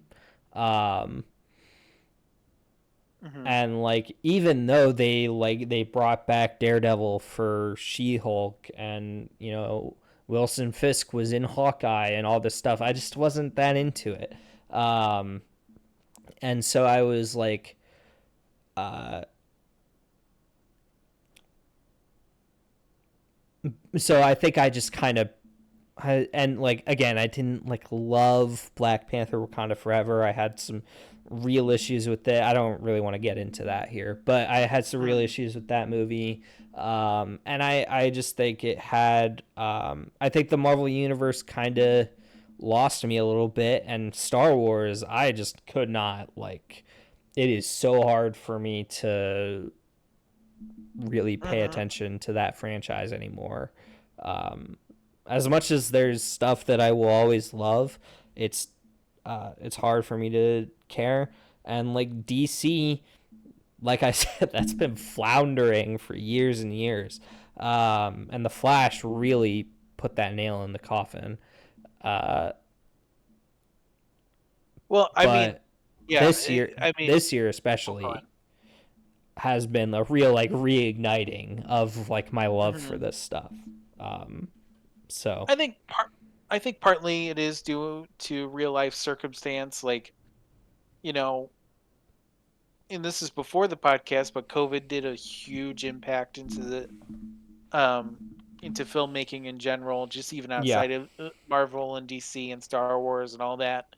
Like the definition of a blockbuster went away, yeah, right? It just was not. It wasn't happening for a couple of years there, and then we got hit with the writers and actors strike from 2 years ago, right? yeah, So it's just like it felt like the industry was having like this film and TV industry having this like period of growing pains. It's like even if something was coming out, it just wasn't up to the quality that I think the 2010s was giving us with things. I mean, you think back to what we got in the 2010s, and it's just crazy as far as the Yeah. definition of a blockbuster was. Like, Yeah. and and we're getting that this year. We're finally getting that quality that we've been. I'd say it's been a good 5 years since we've gotten. Yeah. Uh, and and so I guess this is where we kind of segue into. This is a special episode in the fact that we finally kind of get to have that spotlight a little bit. There's a Yeah. lot that we want to talk about. Um, we're 8 months into the year, but we also had so much in this past month that there's not like there's so much in this past month to just cover that Yeah. the time to do something like this is now, Yeah. right? This Yeah. is definitely a special episode for this, and it's fresh. And I think the best way to justify doing a special episode like this is now. And so, with that, the rest of this episode, we talked about DC in the beginning, and now we're going to go into the state of Marvel, right? Yep. Um, Pretty much the way I have envisioned for this is we're going to kind of go back to where we started with, where we last talked about it with Deadpool and Wolverine, um, and then kind of talk from there. Because, like you, Ezra, I wasn't. I guess I was a lot more stubborn than you. Like Sure. I had to let my heart fail a couple of times before I was pretty much done with Marvel. Secret Invasion was a real big thorn in my side.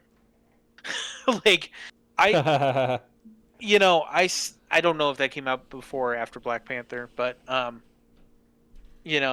don't I think it came out in Phase 5. But Ant-Man and Wasp, Secret Invasion, like those two movies were, well, not movies, but two Marvel properties that really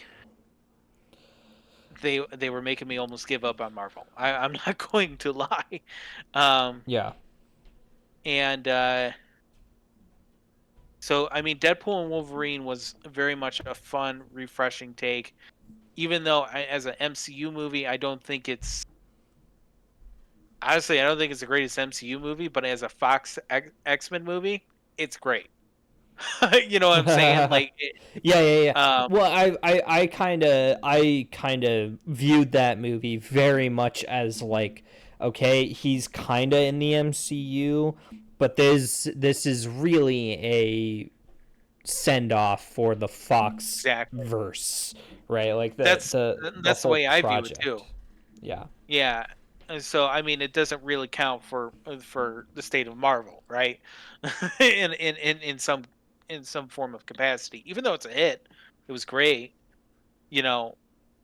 But as far as a fan, for me, I needed to be convinced otherwise, right?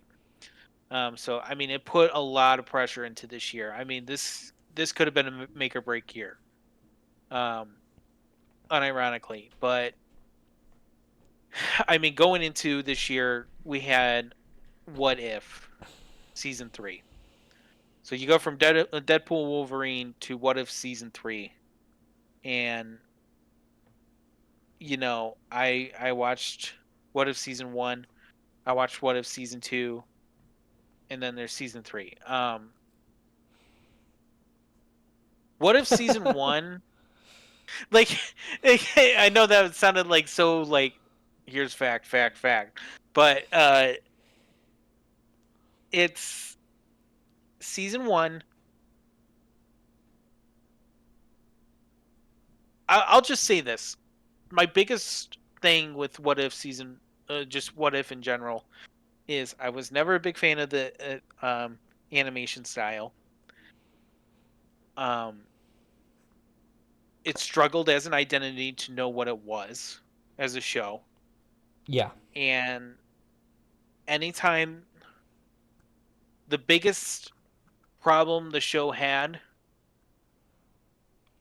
they would just double down on it each season. And that's um, trying to assemble all these stories into one each season. Like the first season was kind of unique. I kind of liked it, just assembling all the Yeah. stories into one. Yeah. It's a fun like twist to be Right. oh, we are like doing something some way interconnected. It's not it's calling it interconnected is a little bit of a little misleading just because it's like it's not uh it's not that the stories themselves are building to something. It's that something happens in one of the stories that causes the other stories to suddenly become relevant. Right. Um, which is what made it And fun. and I I know you've only seen the first season. Um, but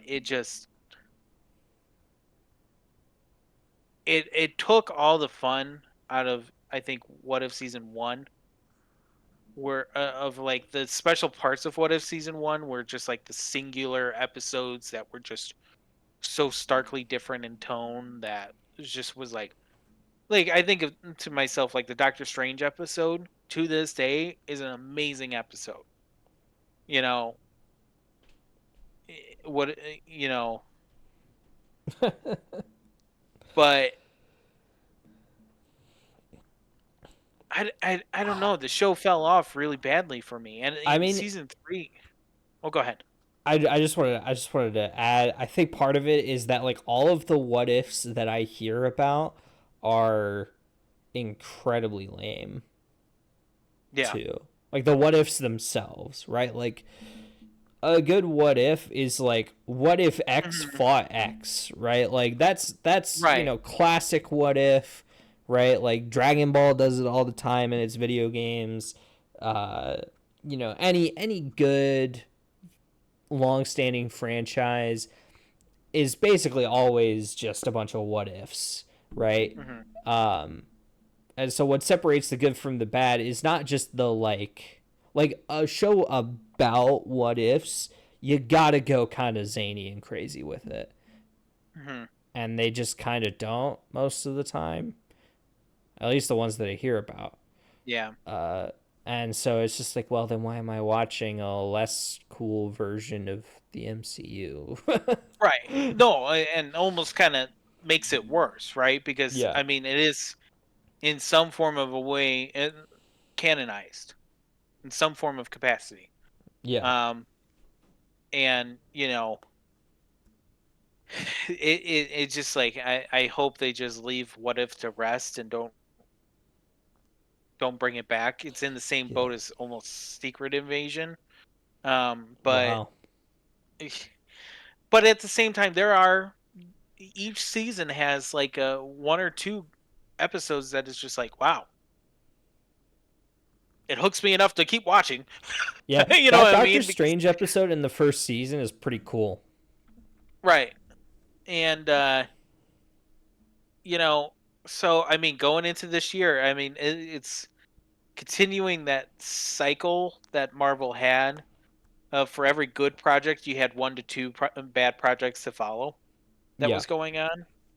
Um, and so this year was a kind of a make or break year for me. And this now kind of straying away from the negative side. Um, I got to say, what really hooked me, what really got me back into Marvel was the Friendly Neighborhood Spider-Man. Oh, really? That I was forgot that came out this year. so good. So good, so fun.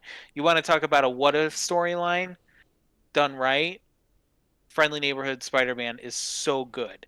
Okay. Basically, the storyline is what if Norman Osborn was the one that came to Peter during Civil War instead of Oh, Tony Stark, okay. and it's so interesting. It That's right. really It's is not interesting. canon. I forgot Yeah. about that. Um, I know that initially they said it was going to be canon, and then they I think they just was like, why don't we just do a what if storyline out of this Okay. and have the freedom? And I mean, they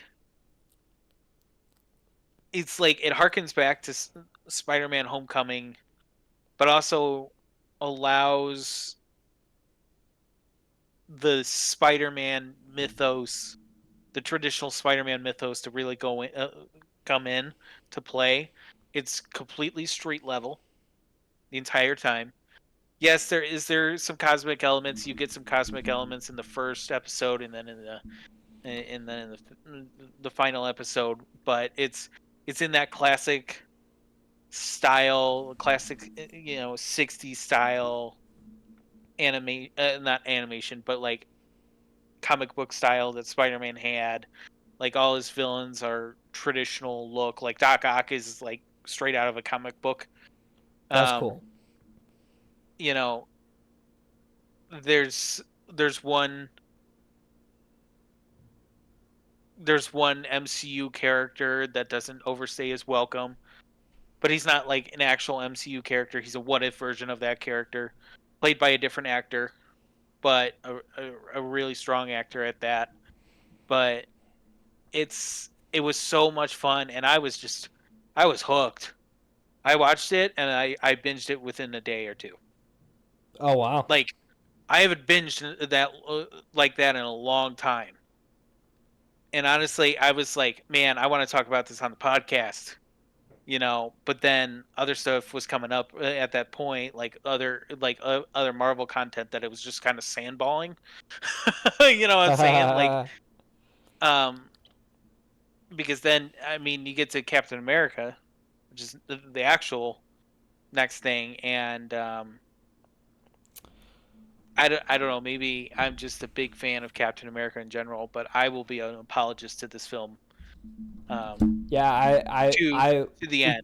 we talked about this a little bit before recording, but based on just that very brief, or no, I think we talked about it during Superman, but just based on that very brief interaction, I'm like, yeah, I think we have very different takes on this movie. Probably. Again, I'm a very much an apologist on this. Although I've always gravitated to Marvel whenever they do a serious movie. I love it so much better than something that's more wacky. Um, Sure. I mean, I mean, my biggest example is my reaction to Winter Soldier. I Yeah. loved, and it was game changing for me to go to Yeah. Guardians of the Galaxy right afterwards. Remember how I said I didn't like it? Sure. Sure.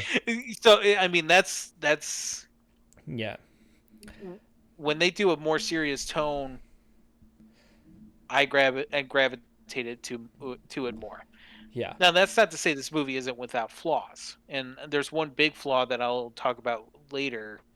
But I mean, I'm also an apologist for the Incredible Hulk movie too. So I'll just leave it at that, and I'll let you talk. Yeah, no, no, that's all right. I think so. I really liked Falcon and the Winter Soldier. Uh, I thought that was just like a great. I mean, if nothing Mhm, else, the way that it committed to the fact of, uh, you know, can Captain America, right, character with America in the name, mhm, can Captain America be a black man, or will they let Captain America be a black man? The fact that they mhm, committed to asking that question, right, from mhm. all angles, and like it's like I respected that quite a bit. Right. And then I think the execution on like John Walker and all this stuff, I think there was a little bit of shakiness, but I think generally speaking, it ended pretty satisfyingly. And just Oh yeah, seeing it paid Anthony off. Mackie take the reins as Captain America and Mhm, uh, do it, his own way, but also in a way that feels true to the spirit of Captain America, mhm. I thought was great. So like I'm all in on Anthony Mackie as Captain America, and Brave New World didn't change that. Mhm. but I think, and you know, it's so funny to see Harrison Ford just Mhm. completely give it his all in this movie Oh yeah, after watching him phone it in every time he goes to do work for Star Star Wars. Wars. Yeah, Like it's literally like I see this tweet every once in a while that's like, yeah, no, Harrison Ford just locks in for everything except for Marvel or for Star Wars. yeah. um and it's true. So like Harrison Ford turned in a great performance. The last like 20 minutes of the movie are great. The fight with Red Hulk is awesome. Mhm. But then and you know, I liked Captain America and the new Falcon. I really liked that. I liked Mhm. that dynamic. I think really it's just the fact that this movie feels so much, it feels like a homunculus again to me, like just like stitched together Mhm. really flimsily in some ways, like the fact that the I don't even remember her name, but the president's like security manager or whatever, Mhm. her being like, he's like, yeah, she was born in Israel, and then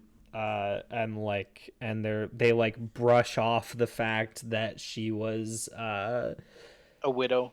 a Yeah. widow, is like so clearly a choice based on uh like so clearly a result of rewrites that happened around when the Israel Palestine conflict became like a Mhm. uh I'm trying to became like a politically relevant thing. Mhm. Because it's easy to forget that conflict's been going on for the better part of like 50 or 60 years. I don't remember the exact timing, but Yeah. like that thing has been going on for a very very long time. This is not a new thing. But the Mhm. fact that like the it became incredibly controversial around when this movie was getting made, um like you can tell that her, like the scaling back of that character was so obviously based on that. It's like, okay, Yeah. maybe just cut the character then. Well, um yeah.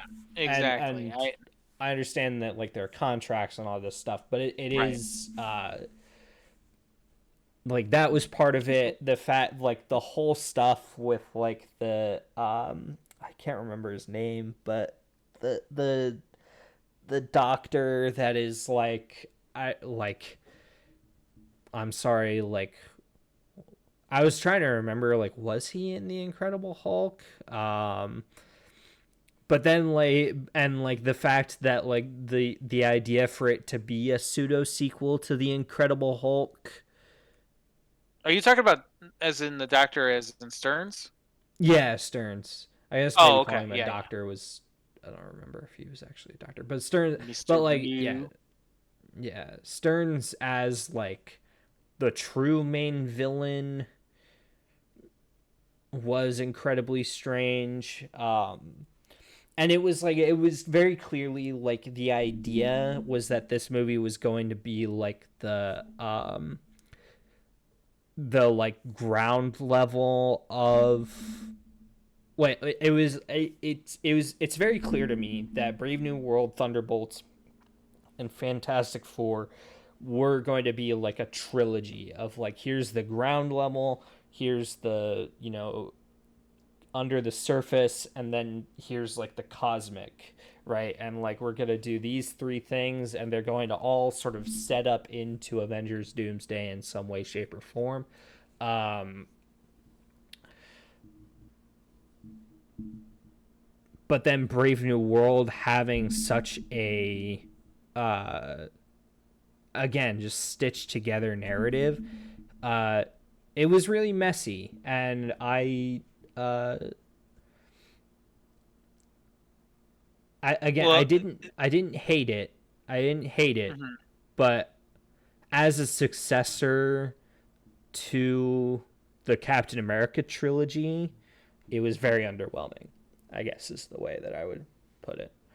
Um, Well, I will say, as far as context wise,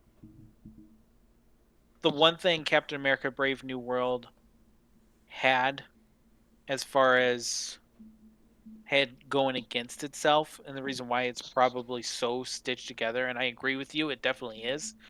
Um, the big problem was this script was, I don't think, was finished prior to the writer's strike. The writer's strike happened, the uh, actor's strike happened, and then also um, Jonathan Majors course yeah, correction happened. yeah, So you had this version of this Captain America movie that was going to essentially catapult this movie's point. One of the big points of this movies is that he's like Captain America is willing to bring the Avengers back. yeah,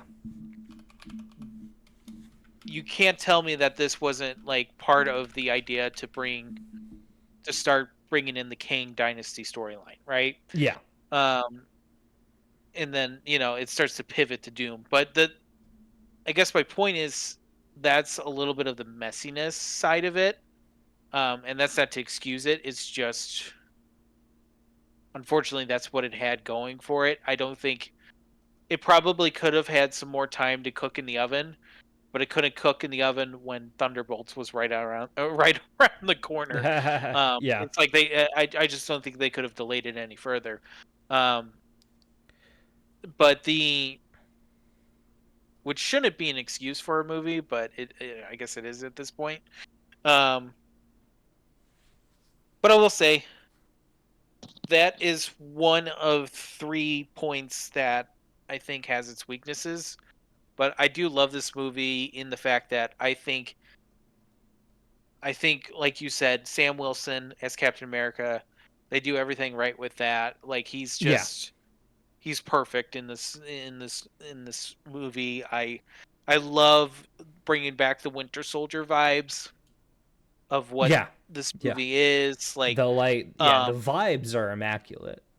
yeah, I mean the and like I said, I'm an Incredible Hulk apologist. I've seen that movie so many times at this point. Like I'll watch that any day. Like I think it's a really great film, despite the fact that a lot of people don't like it, but it's fine with me. Like I will. So like me knowing, I unfortunately this is the one big thing that I wish we didn't live in this internet world. I knew the Thinker was going to be in this movie. I knew it was going to be Tim Blake Nelson returning. But man, would I have wished I had not known. And just hearing like Mr. Blue and like that mystery behind it. Oh man, would that plot twist actually hit? You know Sure. what I'm saying? I Like I I will say I didn't know, and I was kind of underwhelmed. I get you. I mean, and that's the other side of the coin, right? So it's Yeah, like it's been so long, people forgot about that twist in the Incredible Hulk where he's been experimenting with Banner's blood and then accidentally gets blood on him in his forehead, and then he starts becoming the Thinker at that point. Um, but he's I mean in the Incredible Hulk, he refers to himself as Mister Blue, right? Because they're communicating anonymously overseas, whatever, like Banner and him, yeah, and they're trying to find a cure to his sickness or whatever, or quote unquote sickness. Um, and so that's why like that little like Mr. Blue twist is. I love that they kept that going in this, just calling himself Mr. Blue for a little bit, but uh, this is where its weaknesses start to kind of fold a little bit. Sure. I still I want to harken back to this before I start criticizing, because it sounds like I'll be harsh on this, but like I love this movie no matter what. I will still pull it up. Like I haven't rewatched it yet. Well, I have rewatched it in theaters, but like I haven't like rewatched it at home yet. But I will pull that up anytime and be completely satisfied with the movie. I won't be frustrated. I won't be any of that. Um, but I am going to harken down to the points that I think are the weaknesses of this film. And one of them was, like you said, the whole Black Widow inclusion. Like it just seems like we got lost in the writing of this character and didn't know what to do with it. You know what I'm saying? Like Yeah. important to the plot, but really we can't like really expand from there.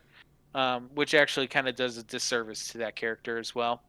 Um, like I don't know anything about that character from the comics. I know they're from the comics, but I that's unfortunately a little bit out of my um, knowledge, I guess is the way to put it. But and I believe she's a newer character in the comics too, like within the past 20 years, um, type of thing. But uh, I guess so. That is one of the points that you had mentioned.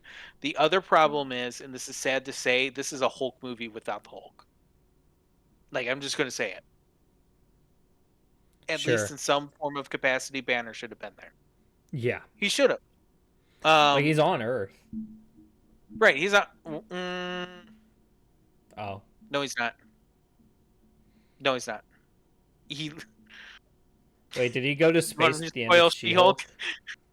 Yeah, he found his son from Sakaar. Okay, he was getting it on in Sakaar. Okay. Yep, yep, yep, yep. Wait, but then doesn't he But come then he back comes to back. Earth? He comes back, but I think he does go back out. I think Oh, is what okay. it is. I was gonna say, I was like, wait, didn't? Because he's on a mission or whatever. Yeah, I was gonna say I saw the footage for that. I was seeing it. Isn't he like at a family gathering or something? Like he With Matt introduces Murdock, his yeah. son to. Wait, Matt Murdock's there in Yeah, that scene. yep, Matt What Murdock's the there, heck yep. even is that show? Good lord. And so, like, yeah, that show was wild. I enjoyed She-Hulk. I will say, I enjoyed that show. Um, but the so I mean, the Hulk should have been in this movie in some form of capacity, even if he was just a minor cameo. Like he didn't need to be some like a main force, but I mean, especially with when things started to go with Mr. Blue and you know Ross's true intentions are being revealed. Like, why wouldn't Sam Wilson try to reach out to Banner? I guess it's my big thing. You know what I Yeah. mean? Just even to like, and you can even come up with the narrative reason of like, oh, I can't. If I go back to being the Hulk, then the Hulk might stay. You know what I'm saying? Because I mean, they are playing around with that narrative right now. So it's like, and I know he's smart Hulk right now, but I guess the point is like, there's that Yeah. going on, Yeah. No, and I agree. Well, and I think the other part of it too is that like as much as I loved Harrison Ford's performance in this movie, it would have hit so much harder if it was William Hurt, right? I agree. I think and death comes for us all. Like, certainly Yeah. not criticizing him for that, but it is like a shame. It's similar to Mhm. like when Chadwick Boseman died, right? Like there Right. was so much more Black Panther he had to give us, right? Like Yeah. that just him in Civil War and Infinity War and Black Panther and Endgame, just those four movies, it's like, oh man, there's so much more he had to give Right. us, and the fact that he couldn't, that he just wasn't able to make that happen is like, I think humanity really lost out in that moment. Yeah. But And yeah, I I think, just yeah, it's similar to and I William Hurt in this movie. Sorry. right. No, I agree. And I think bringing Liv Tyler in was necessary because if she was not in this movie and Banner wasn't in this movie, then I would be much more mad at this movie than I was. But Yeah, even then, the Liv Tyler cameo is I think either she should have been in the movie much more prevalently, or honestly, if you wanted to bring a Banner cameo, it might have served better in the end, right? Because imagine him visiting, uh, Ross in prison and yeah, being on the flip of the coin, like that type of narrative would be much more interesting. I mean, I would love to have yeah, both Liv Tyler, like I would love to have Betty and him there, yeah. but there's no way you can make that in a narrative sense, them both together in that scene. But um, I guess there should have been some form of Banner inclusion in this movie. And I know you kind of get into the whole rights issue too of Universal, but you can use them, so why I didn't mean, you? I guess they've been using they've been using Thunderbolt they used them Ross for from the She-Hulk, Incredible Hulk for years right? and years in different contexts. Like in this movie, right? Like that. Right. I don't know. It is weird. I will agree. It is weird. And so I mean that's kind of my big thing. I guess there's four things, but really three. Um, and this reason is kind of like it kind of gets negated a little bit later. But like initially, I thought like at first viewing of this movie, I don't know if it was the theater that I was watching it in or something, but like there was a very distracting um like I guess flickering that almost felt intentional to the movie, and it was it just looked really bad, especially when it came to CG moments. Yeah. Um, the CG wasn't done clearly when it came out, and I was like, the CG is shaky. On the second viewing, a lot of the CG felt way more refined and didn't look nearly as bad to me. And that flickering was gone.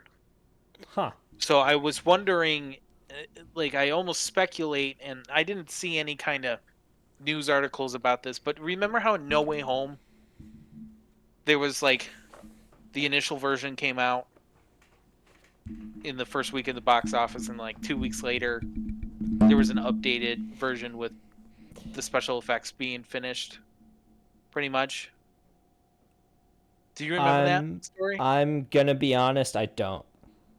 Okay, that was an actual story though, Okay. and you could tell because I saw that movie like I three or believe four it. times in the theater. um, Hey guys, I think you like Spider Man. um, so I think they did that again with this movie. To be honest with you, I just Sure. think it was a lot more quiet about it. So that's not really a. Again, I got to see it I got to see it as a home release, but um, I that's not really a problem with the movie because it kind of got fixed, if that makes Sure. sense. But it was definitely glaring the first viewing. Um, the last point, as far as and then I'll let the floor kind of take wherever. But the last point I want to talk about is something that I don't think anyone has talked about. Um, this movie includes the inclusion of adamantium for the first time. and it's all about this race to get it, get a hold of it. Yeah. It becomes essentially a space race esque type of urgency amongst Yeah. all the countries, right? And I loved the storyline they were going with it, with like tensions are high, anybody could be at war with anybody, um, and pinning Japan as a U.S. ally now against each other. I thought that was a great idea. Yeah. I will say what would make that storyline so much better and probably more impactful is impactful, not necessarily for this movie, but as the MCU as a whole, is I think they should have. One of the big things that we have not seen post Endgame is what this world is like as a political landscape. I Yeah. mean, we get hints of it in Falcon and the Winter Soldier, and we get hints of it in Black Panther. Yeah. There should have been a carryover of the storyline of the political tensions between Yeah. Atlantis and Wakanda, and especially Wakanda reacting to adamantium Yeah, being the. Wakanda reacting to adamantium. There's also the element I think I would also add that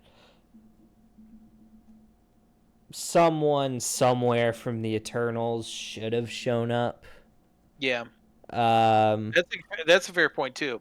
like Kit Harington at least, right? I don't Hmm. remember his name, but like that like the celestial body literally is from Eternals. Um, and it makes sense that like that movie was very self-contained, so it makes Hmm.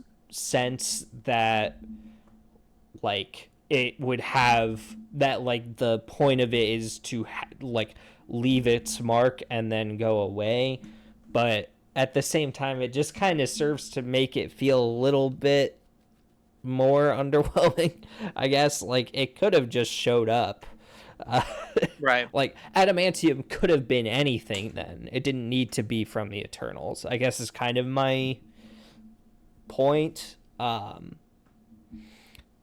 If somebody from Eternals wasn't going to show up now, I believe they are also in space, if I recall correctly. So Half of them are. I believe half of them are. yeah, well, aren't the other half dead? I can't remember. Oh, also that's a fair point. I don't. I Can't don't. remember. I I've only seen legitimately. that movie once. Yeah, I legitimately do not remember uh, the status of. I know they went to space and they met Harry Styles. Um, that's all I remember. Um, Yeah. but yeah, I just so like yeah, I think Brave New World. There's a lot of it that I really like. And again, I am, I want to make it very clear, I am totally on board with Anthony Mackie as Captain America. I am totally down for that. I just think this movie suffered a lot under like production woes, and you can tell. Like even the scene with Sam and Bucky, Yeah. like even that scene was like clearly not all shot at the same time. And like there are times when that's okay. Um and honestly, if you can fake it well enough to make it look real, like it really happened in the same place, then I don't really care. But like when it's so obvious like that, it's just like okay. I I just it makes it harder to justify, I guess. And it's frustrating because I think the core ideas behind this movie are really good. Like them bringing back Isaiah Bradley, awesome, Yeah. right? Like Hmm. I never would have expected that.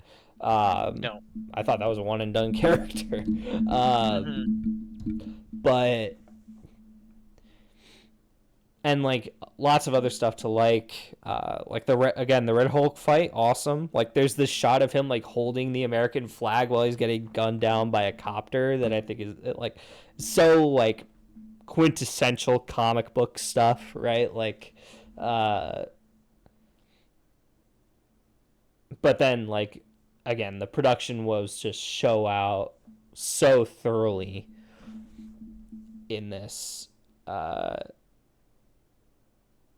this movie. It is genuinely like frustrating. But yeah. Oh.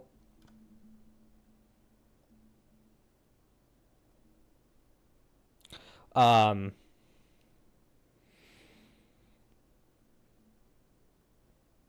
yeah, let's do this. Yeah, I just think this movie is so stitched together and it's so like obvious that like it gets hard to ignore and that takes away from the experience for me. Hmm. Um Whereas like, you know, Infinity War and Endgame, like there are lots of moments where actors like aren't in the same room with each other and it works because Yeah. they made it work.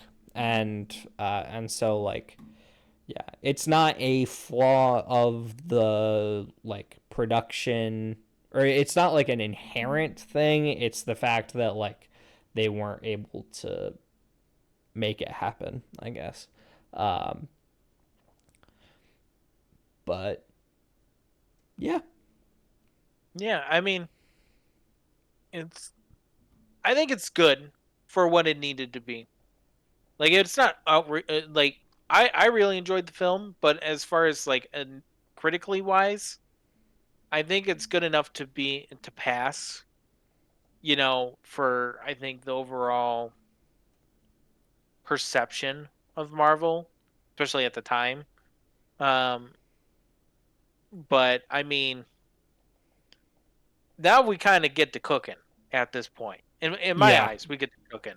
Oh yeah. Like, um, because then we get to Daredevil. Yeah. um, I mean, season 4, essentially, but a reboot. You know, the fact that we even got a continuation of these characters and their storylines, it's just so surreal, It's right? a dream come true. And the fact that you just get right into it, right? Yeah. You just go right into it. And it feels like no time has passed since the last season. And, you know, I'll just say overall, this show was amazing. Like I know it didn't like hit the way I think Disney wanted it to on Disney Plus, but like for me, I couldn't be more happy. Um, Yeah. Yeah. I'm with you. I think I mean, the boldest choice in this show, I think also really helped lock me back in to this world. And it's sad to say it, but the death of Foggy Yeah. um Yeah. was necessary. I didn't see it coming. I didn't see it coming. I I speculated it a bit, but I didn't want to believe it until it I wouldn't happened. have guessed it in the first episode. In the first like At least the first 15 episode, minutes I of would the not. first No, episode. the first two. No, I would not have expected that at all. And I mean, just that moment of okay, yes, some time has passed, but now this is Matt Murdock's bad day, the day that the Punisher warned, right? Yeah. And to see that come to fruition and make that the narrative of this season Yeah. is such a great way to lock people back in, including myself. Um, and it made me adjust to the new characters better in some ways, not fully, but in some ways. Yeah. No, Um, I think that's fair. it allowed a reboot to kind of softly happen.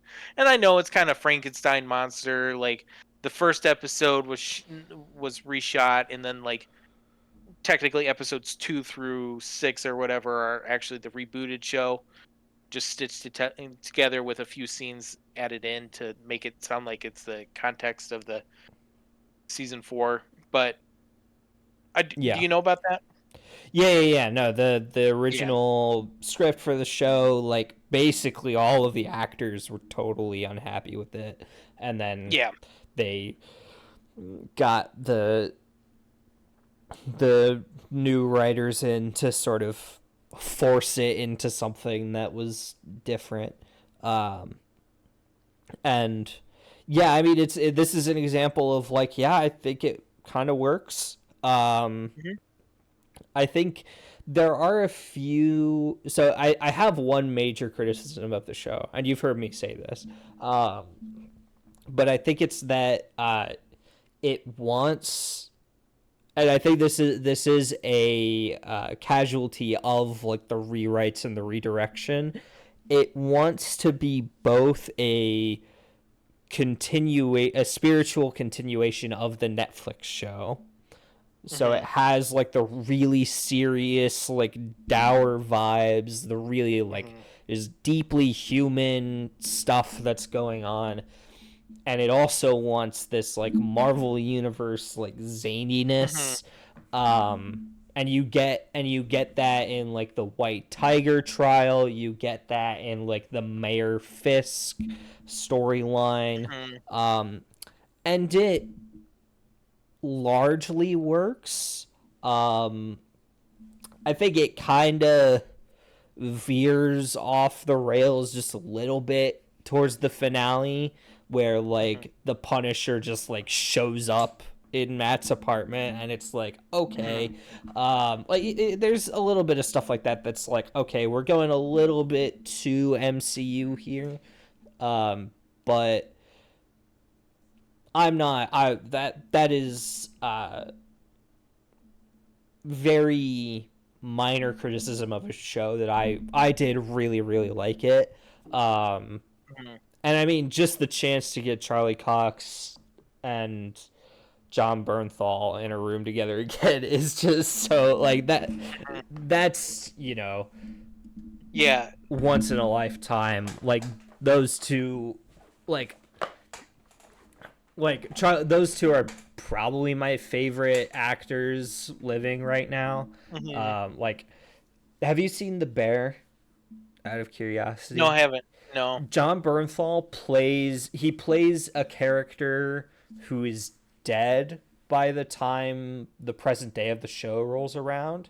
Um, but every time it flashes back to him, he is the best part of that scene, Hmm. with rare occasion. Um, like it is he is so good. And Charlie Cox, I've only ever seen him in Daredevil and then Claire Obscure, but Hmm. he is just so magnificent as Yeah. Daredevil. It's truly shocking. And Vincent, I love Vincent D'Onofrio too, so like getting all of these elements back is great. But Hmm. the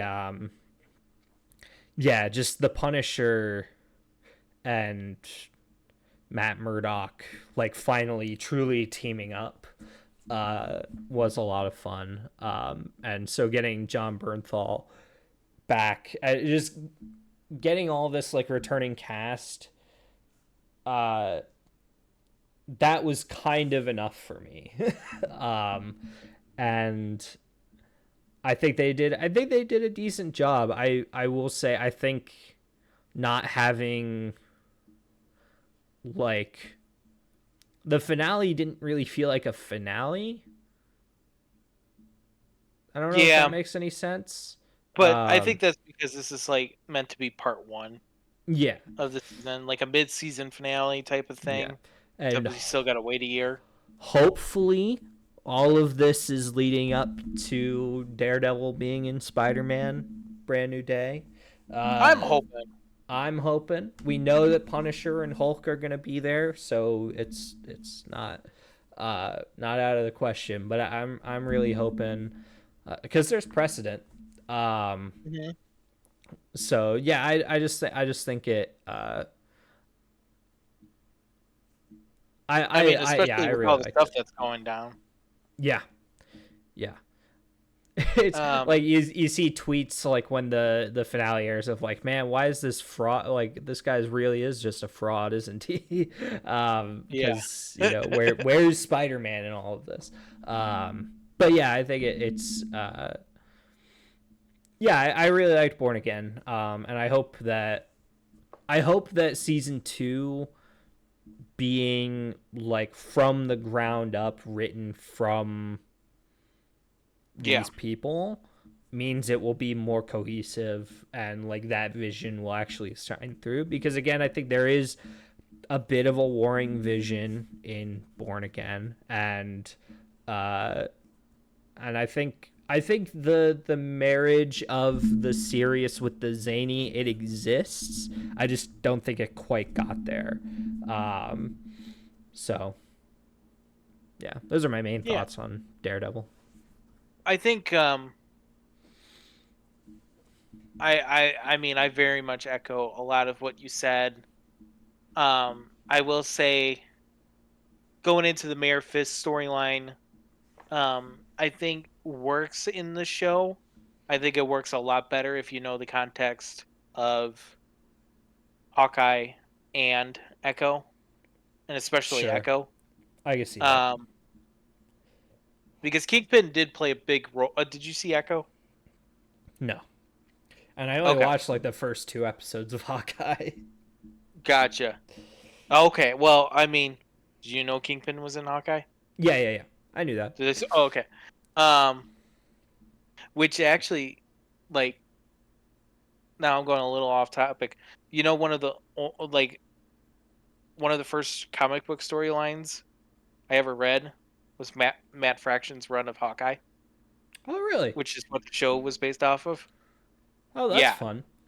So I was super excited that they were going like full on that run. But at the time I didn't know if they were going to do Kingpin or not. I was like, man, I really want them to do Kingpin. Kingpin would fit like fits in the storyline so well, and then they end up having him as like the surprise reveal right before No Way Home, and like you didn't know that those characters would really be coming back, and it was just so Yeah, it was so cool. Like I sure. that's a side topic for me. I mean, and then there's Hawkeye episode 6, but you know, like I guess Echo for me, I really enjoyed the show. Honestly, I'd probably rewatch it soon. Um, but I don't think that gets enough praise. Um, I think it kind of just got slipped under the radar and is honestly a pretty good prelude to this season of Daredevil. Just to know understand a little bit of context, Sure. but it's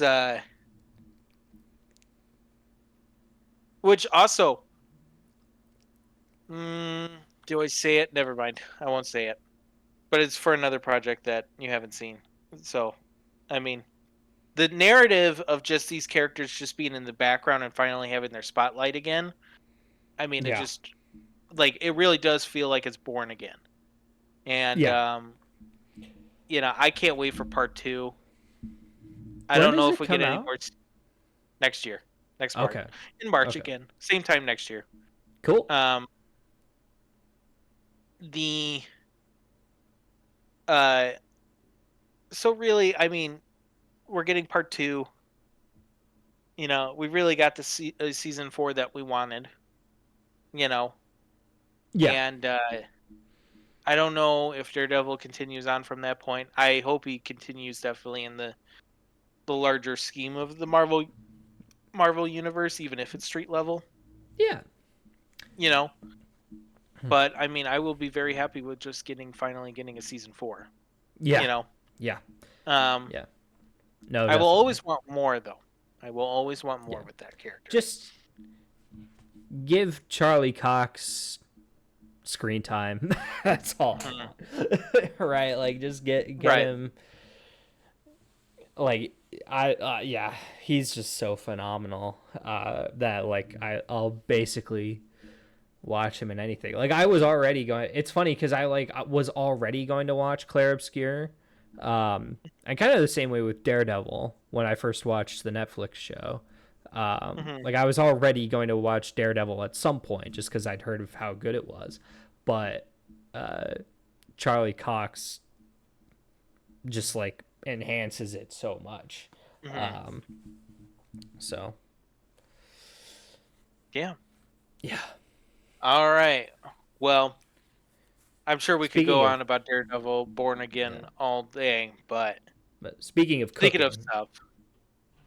Yeah, I mean this. Like I said, this is I where Marvel's really cooking, right? yeah. Um, we got Thunderbolts asterisk something else. So, Yeah, Thunderbolts um, asterisk, which I barely noticed the asterisk. Like I saw it and I was like, oh, I wonder why they did that. And then you find out why. Um, yeah. but yeah, what So is you? what? Okay. Do you want me to go Yeah, first? you go first. You go I could first. go first. Um, sad part about this movie is, well, not necessarily sad part about this movie because I You got it spoiled for you. my uh, yeah, I got spoiled for me, but and it's not a sad part in the context of life, you know, was happening around me. You know, for the first time in several years, I didn't see a Marvel movie on opening weekend, and Yeah. that's because of just life. I didn't have the time, and it was a great, you know, it was a great time, you know, and I got married during that time, and it just so happened to coincide with Thunderbolts releasing. um, and so I didn't get around to it. Gosh, when did I see that? Was it after the honeymoon? Probably. Was it that late? No, no, I saw it right before I went on the honeymoon. It's like the day before. That's right. Yeah, yeah, yeah. You did Yeah, because we yeah. texted about it. Because I was like, I gotta see this. I gotta find a way to see this before I go on the honeymoon. And we, I saw it, but I already knew that it was going to be called the New Avengers by that point. Um, so the big twist at the end did not hit for me. Uh, but I also kind of speculated the New Avengers Sure. somewhat. Well, did I? I knew Thunderbolts was not going to be the title of it. Like in the end, it was going to be called something else. And I thought New Avengers was very likely. Um, but yeah, I mean, as a movie, I mean, this is, I mean, what a like weird little a Suicide Squad they got assembled. You know what I'm saying? And the fact that we got to continue so many, I hate to say it, but like side character storylines that have been kind of just like would not get their own movie follow up into just one greater movie together. Um, I think was really clever on the outside. Yeah. Aside from Bucky and Yelena. because you'll especially after this movie, Yelena's going to have her own Black Widow solo movie, and I bet you it will be called Black Widow. But the Black Widow, the Red Room Forever. yeah, something like that. Yeah, Sorry. right. Yeah, but I guess that's kind of just my point a little bit. Is it's a great assembling of the team, but I will say they did Taskmaster dirty, They did. and I will not forgive Marvel for what they've done to that character, Yeah. even from this movie and from the previous one. Listen. I mean, okay. I have a thing I have a way out. I have a way out for Marvel on this one. What's that? Because I really did not like Black Widow's version of that character. Mm-hmm. But the Fantastic Four comes from a different universe, and they're coming to the main MCU verse. So what if you think he or she was a stowaway? not necessarily a stowaway, but I'm just saying, like, they got to get the X-Men in there somehow. Just, Taskmaster could come in the same way. That's a fair point. I'm just saying, like, we're already dealing, like, Robert Downey Jr. is playing Doctor Doom. We're gonna be doing the multiverse stuff. Hopefully. Yeah. We're gonna commit, right? Hopefully we commit. So I don't know. I just think I agree they did Taskmaster dirty, but they already did Taskmaster dirty in Black Widow. And so right, exactly. It's like yeah. They're trying to cleanse their sin a little bit, but honestly, I think it just kind of made it worse. I mean, here's the thing. I think that's it's totally fair. I like on paper the premise of the way they took Taskmaster was actually all right. Like I kind of like it. Like it's just subverting expectations a little bit. Sure. But making the character mute in a sense, yeah, huge disservice. Like it just it just became this robotic. It felt more like a robot than an actual character with any kind of, I guess, charisma. Yeah, well, yeah, I think that's the thing that separates Taskmaster from other characters of his archetype, right? Because like you're saying, robot that mimics the abilities of the heroes is a trope as old as time, right? Like as long as there have been villains that make robots, they have made copies of the heroes, right? You got Metal Sonic, you've got all the different versions of Metal Sonic. You've got like Ultraman in this movie isn't that far off, and Superman not far off. Yeah. Like there's there's just so many so many that I can't even think of the amount, right? Like you could even argue like Ironmonger is somehow related to that trope. So like it's but what makes Taskmaster different is his like personality and his motivations, right? The fact that he's not a robot, the fact that he's not programmed, that this is just something he's really good at, to the point that he poses a threat to people he should not realistically pose a threat to. So yeah, I agree. I think like the choice to make that character like lose all personality and basically just become a victim of programming is not the right choice for that character.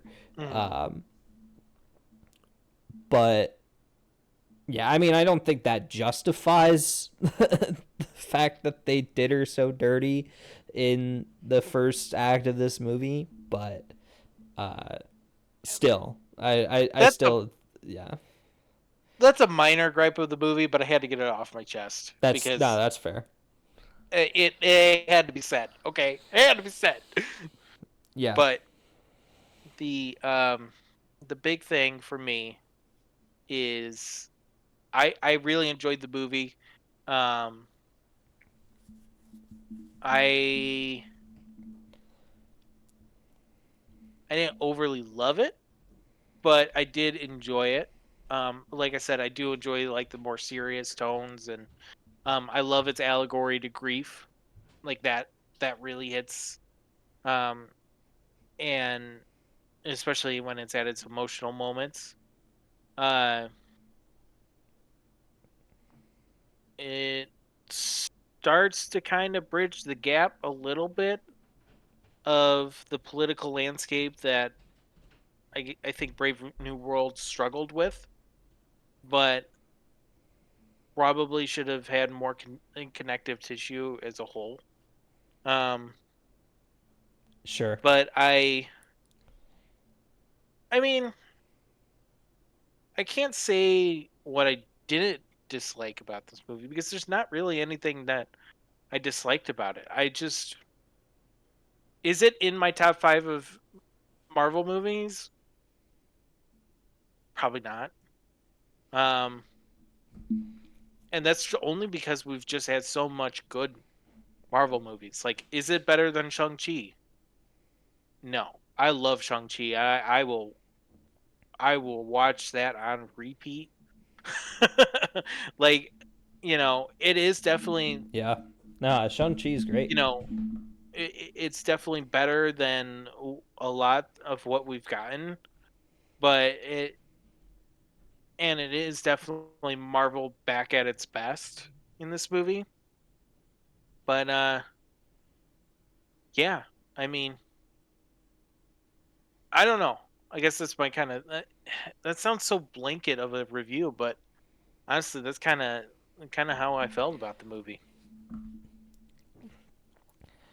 Okay, so I think it's my Hmm. time to step in, because frankly, my friend, you're slandering I know. Thunderbolts. I knew that was going to happen. No, I cannot emphasize enough. It's funny because I'm basically going to do the opposite, and I'm just gonna glaze this movie.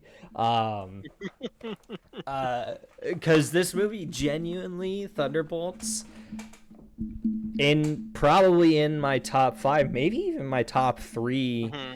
uh Oh, geez. MCU movies. Uh, like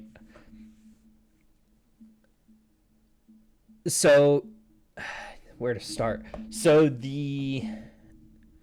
uh the idea of doing a reverse Avengers, right? Like like an anti-hero Avengers, Hmm. already a great idea.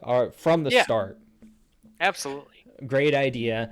Um, I probably wouldn't have gone to see this movie if it hadn't like been so well received. I want to point out, I was just like, oh, getting Hmm. really good reviews. I kind of want to just see what it's all about, because I really didn't know all that much about it Yeah. aside from like the few like promos I'd seen. Um, Well, Thunderbolts has had always such like a rotating roster to it that I don't think it really has like a base storyline to stick to, if that makes yeah, sense. yeah. But then, uh, but yeah, I mean, the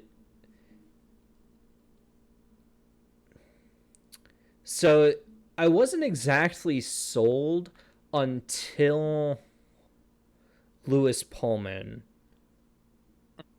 Bob, shows up. Because the Lewis Pullman, fantastic uh, in this movie. Um, but something that Bob the character does is add like true mystery into a solved world. And what I mean by that is like it's really hard to do mystery in the MCU nowadays Mhm. because it almost It is. always boils down to, oh, this person is that character, or this person Mhm. is doing that thing from the comics. And and that's just something that you kind of have to accept with not just the MCU, but like comic book movies and even, other genre stuff like Star Wars and, Mhm. uh, all that. Like it's really hard um, to surprise it, for me at least. It's really hard to surprise me from a world building perspective. It's been done. Mhm. It's been done. It's not something that never happens, right? It happened with Clear Obscure. It's happened to be with the game Mhm. I've been playing recently. Like it happens, but it's not. It's a rarer thing. Um, Yeah. but the character of Bob is so surprising thematically, right? Like, because you don't exactly know what's happening to him, what happened Mhm. to him to get him to where he is, and then also like uh where it's all headed. Um Yeah. and then you get to the final few moments where it all becomes clear, like, oh, this is what's going on.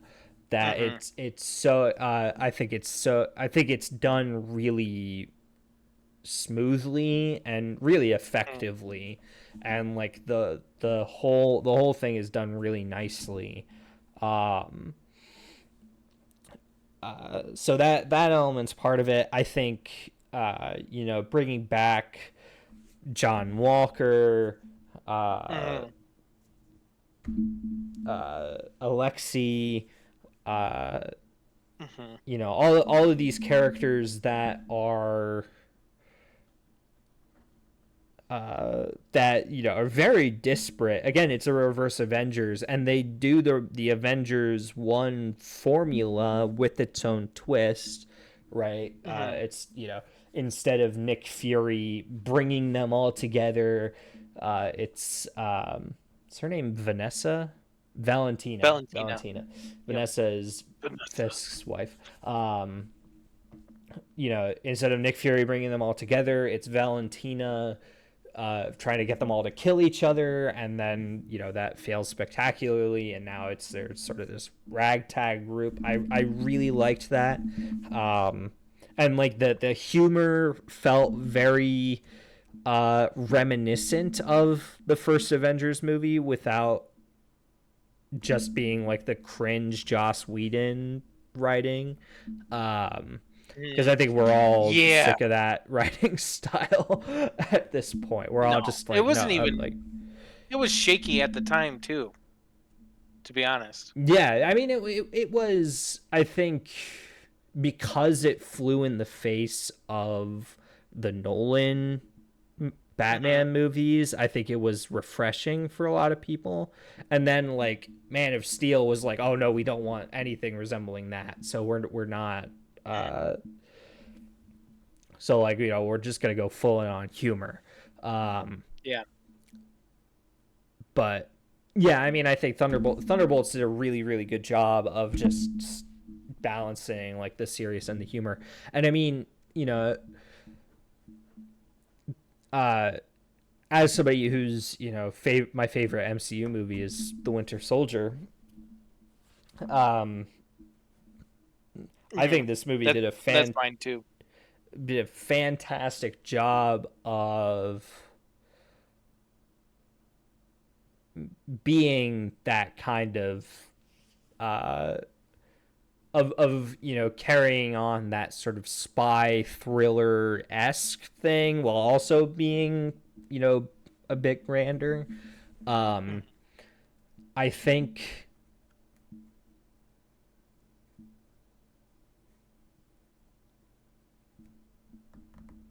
I guess I'll just say this. I think uh, I'm just going back to Century.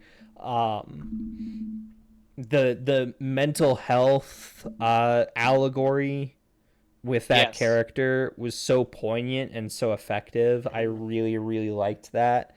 Um, the Void as calling him a villain is a little bit of a stretch, but like as this force of nature was so well executed.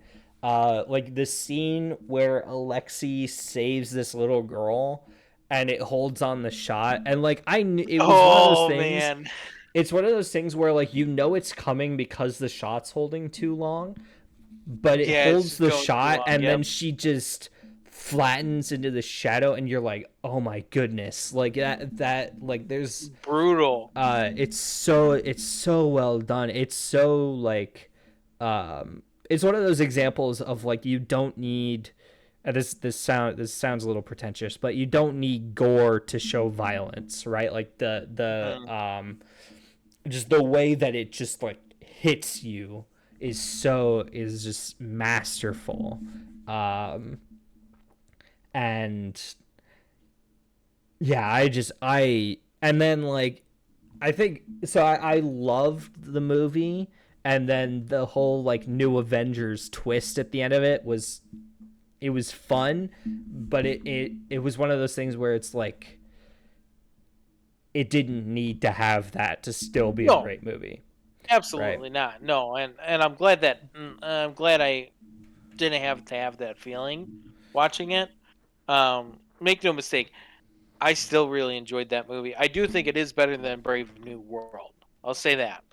Um, and I think I need to compile a list. I haven't done this in a while, but I need to compile a list of like my ranking of everything from the ground up. And yeah, I mean that would be like hours and hours worth of discussion. So it's kind Yeah, of like hard to, hard to tell there's where so it many even MCU lies, projects. but it is up there. Like I'm not gonna lie and say it's not because it is and it's great. I do enjoy the film. Um, yeah, I mean, like I said, I don't really have any too many gripes with it, if at Sure. all, aside from what I talked about with Taskmaster. I mean, the character developments of each character, like even Yeah. I love how they continued Ghost's storyline. Like, Yeah, the fact that I cared about Ghost, like, hello? yeah, well, also it's kind of like further pointing to the fact of like why was Peyton Reed attached to Ant Man for so long. But I Makes one mean, good movie. ex- I mean, I liked the Ant Man and the Wasp, but like it was okay. Like it's very much an okay film. Yeah. And then you get the Ant Man and the Wasp Quantumania, and Man, oh man. see where that went. But So sad. It sucks. the I don't want to deviate too much, but it sucks because Jonathan Majors kills it in that movie. yeah, well, the biggest sin it commits is the fact that King loses. Yeah. Yeah. And it makes sense It, because Ant Man is probably not allowed to lose, right? right. Well, I like. But Well, this is what I'll try not to go on too much of a tangent, but like that's where I challenge at the same time because they had the right ending. They had a stalemate. yeah, that's Then true. they had to go and like They solved it too quickly. reshoot the ending a month before the movie's released and was like, just kidding. Ant-Man survived. Did you know that? I didn't know that that was specifically the circumstance. Yeah, because well, the reason why there is because there were set photos a month prior to the set photos of a like quick reshoots of, and it was the ending. Wow, that's crazy. Yeah. I partially wonder. if that was a uh like I wonder if somebody somehow like caught wind of Jonathan Majors Maybe. thing, because I don't remember if that was from before or if it like happened, if like he assaulted that person I think it before was. he was cast or not. Um, Well, I think it happened before the movie's release, but it didn't come to light till after. yeah. I think So that's like, what happened. I guess that's kind of yeah. Like I wonder if it was like, oh, they heard about it and they were like, okay, we're gonna have to drop him eventually, so we have to reshoot this because otherwise, if Ant-Man is in the Quantum is realm, if then it you're is in the really stuck in quantum the realm, narrative. yeah, then like that's it. Kind of unfortunately just ends the franchise. if if there's Yeah, no exactly. if there's like no Kang anymore, so I think it was another victim of circumstance. Kind They of a either shame got how it really happens. lucky or they knew, right? Yeah. Um, Yeah. and I would I would hedge bets they probably knew. Um, Yeah. just knowing how all of this stuff works, they knew. But yeah, I think. Anyways, I think Thunderbolts really was the like, okay, yeah, I'm gonna go see Fantastic Four Yeah. for me, right? I Like agree with that. I was like, okay, like like I'm gonna see this because I'm skeptical of Robert Downey Jr. as Doctor Doom. Like I'm very Yeah. skeptical still of I Avengers was just saying Doomsday. I'm very yeah, yep, yep. Like I just do not have any idea how I that agree. movie is gonna work. But all of that said, I think Thunderbolts at least was like, okay, they're back on track. This is one of my this is easily my favorite MCU movie in a very very long time. Hmm. So I was just like, okay, I'm gonna go see Fantastic Four. You know, I'm still in the place of like I'll watch the MCU projects that like really interest me. Um, like I still haven't seen Ironheart, and I'm more inclined to now, Okay. but I was I gonna still have ask, but I still haven't seen Ironheart. And I'm more inclined to, and I'm more interested based on like what I know about it. Um, mm, but I'm not like in the space of like, okay, I need to like consume all of the MCU, uh mm, especially because they're still reeling from the Jonathan Majors scandal and the just the fact that like they course corrected so quickly, uh yeah. is is a little frightening, but it was like okay, like I'm gonna go see Fantastic Four. I want to see how this all pans out. Like I'm really curious about it. Um, Hmm. yeah, yeah, great movie. Yeah. I mean, I can't I think we both can't recommend Thunderbolts enough. Yeah, It's a great movie, and honestly, it's like the clear indicator that I think Marvel is back to where the quality of where it wants to be, where it needs to be, and where we want it to be. As fans, and I mean, if Thunderbolts and we'll talk about Fantastic Four in a second, but like if Thunderbolts and Fantastic Four did not perform as far as critically goes, yeah, it would be really hard for Doomsday to live up yeah, to any hype, and yeah, that's even including the Fox's X-Men into it, right? yeah. I agree. And because now it's like Oh, I wonder how the new Avengers are going to react to the X-Men, right? You know what I'm saying? Yeah, Like just yeah. that type of stuff, and especially the Fantastic Four as well. Um, but uh, so I'll fire off a quick review of Ironheart real quick before we segue to Fantastic Four. Unless is there anything else you want to talk about with Thunderbolts? No, not anything specifically Okay. Thunderbolts at least. Um, Ironheart. I just got done watching this like the other day.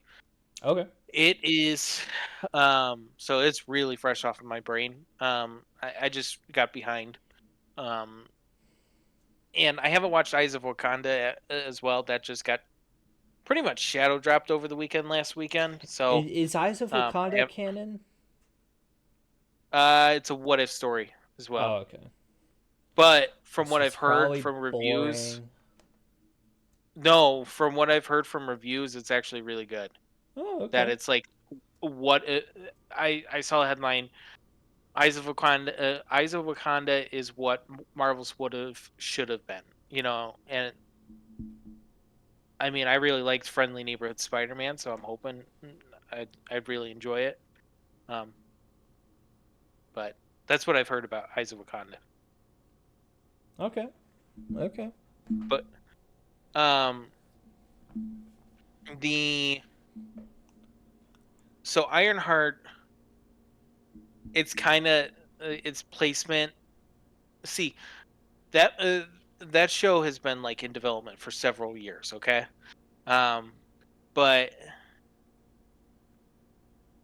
I will say I really enjoyed Riri Williams in Wakanda Forever, and like her storyline in that. And honestly, I've really wanted Ironheart to be put to screen for a while. Um, I will say the first two episodes were very shaky for me.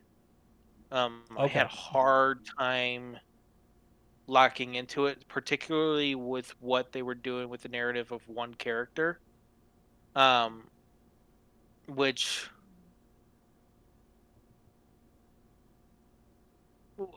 which I'll save for a later discussion. Um, and then it ends up paying off by the final episode. Like it pays off really, really, really well. Like it forgives. To me, I forgive it for the shakiness of the Okay. first two episodes for me. Wow. Like it completely like the 180 the show has by the end of it is really really big, really crazy to me because like I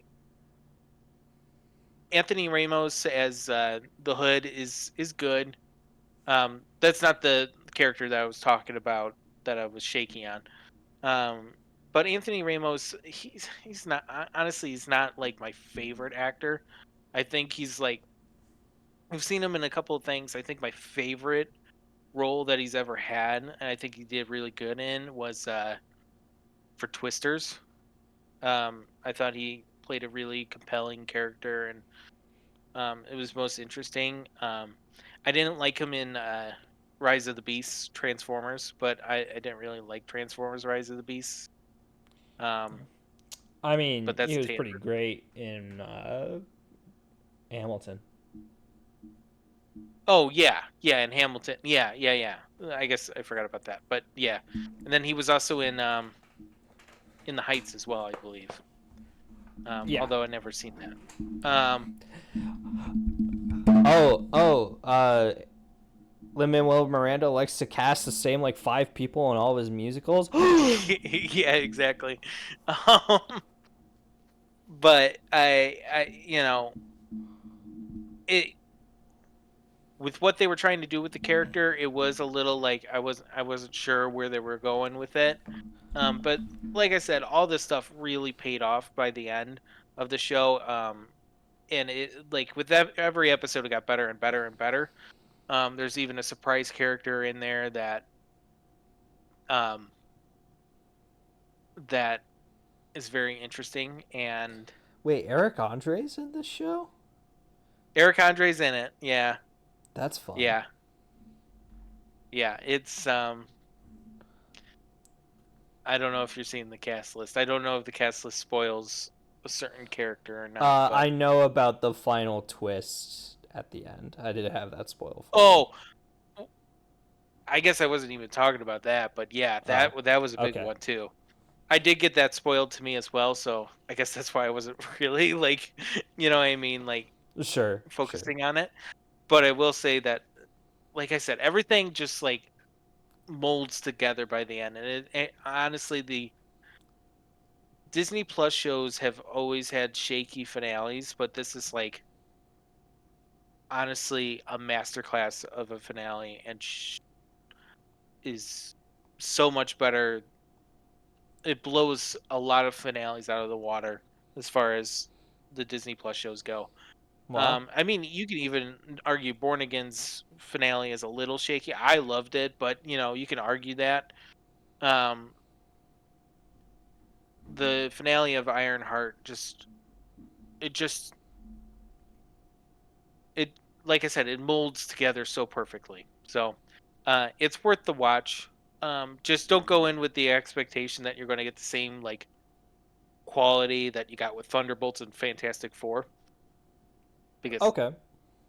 it's kind of hard to go into it and not think that in the back of your mind. But if you're like, you know, honestly, this show should have came out before Thunderbolts, but that's besides that. Um, so just keep that in mind when you watch it.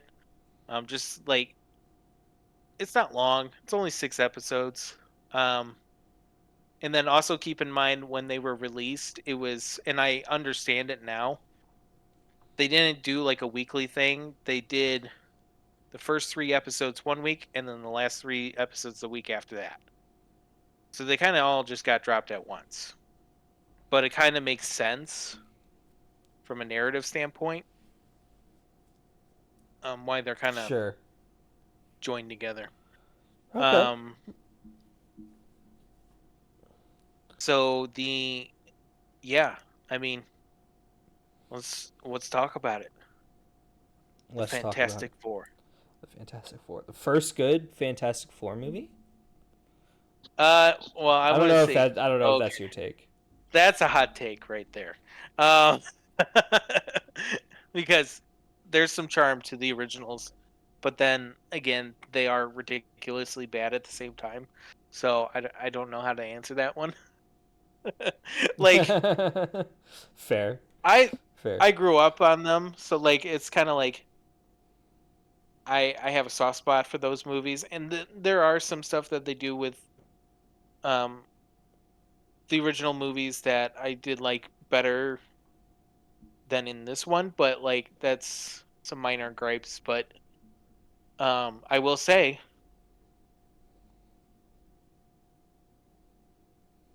the worst movie I have ever seen in as far as probably my entire life, but definitely my worst movie, the worst movie I've ever seen as a comic book film, um, was Fantastic Four.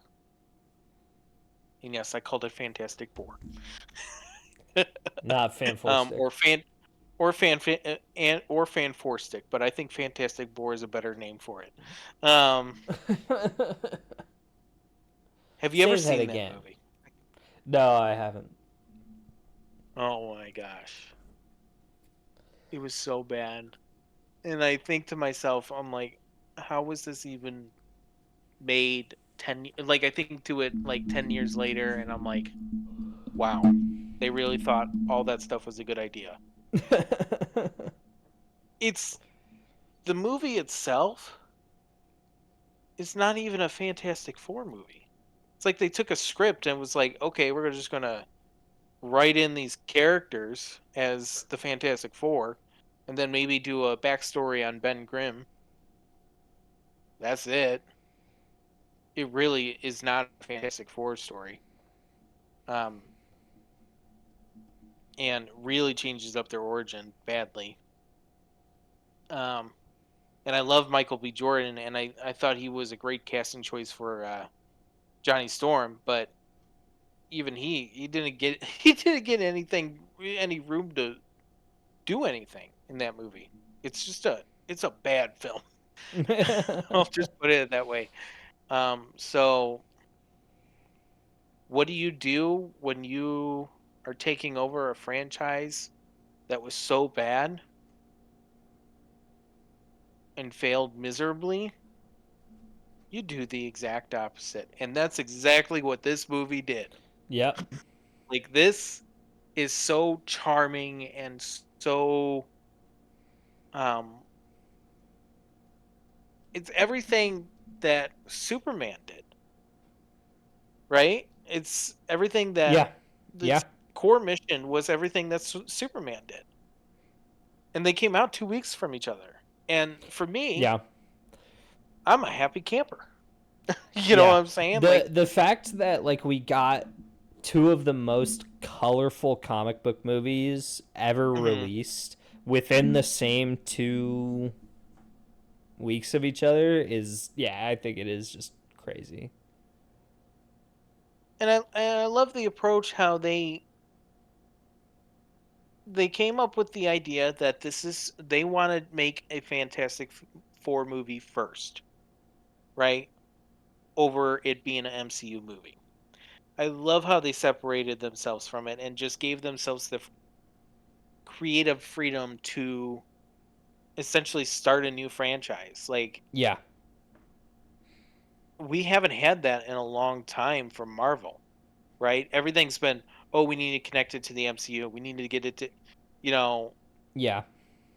last reboot we got was like reboot that was outside of the MCU was the Amazing Spider-Man, or no, I guess Fantastic Four, but you saw what that did. But even then, Fantastic Four was supposed to connect to the X-Men movies. Well, It was and supposed to connect to that. I guess Deadpool kinda, Yeah.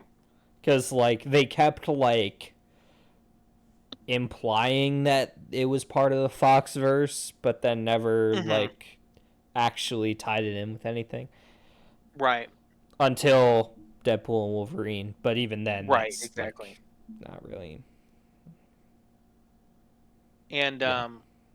so I mean, we haven't really had that from Marvel in a long time. So just to even have themselves have that creative freedom, it just made this movie shine and really establish themselves to just like, okay, they're established, now we could pluck them and put them in the MCU just like that. Honestly, it Yeah. should be if they keep going down the multiverse route, that's how the formula should be, and it's how it should have been, to be honest with you. But the it, I'll let you. Actually, I'll just. What were your thoughts on the movie? Yeah, I mean, I would echo a lot of what you just said. The fact I think it was a really smart choice to take these characters and be like, yeah, no, we're not doing their origin story, right? They Hmm. kind of hand wave it. They're like, yeah, this is what happened, and yada yada. Montage. Yeah. Um, but yeah, to the choice to not do their origin story and to just like go right into it, I think it was really smart, giving them their own universe. I think made a lot of sense. Um, I think the first act is a little messy because there's a Hmm. lot going on and not a lot of space for what's going on. Um, I think this movie assumes you know the Fantastic Four in a Hmm. way that Spider-Man movies and Superman movies and Batman movies can all assume those things. I think the Fantastic Four doesn't quite have that cachet. Um, No, I mean if you look at the box office, yeah, no. yeah, Like there's your visual proof there. yeah.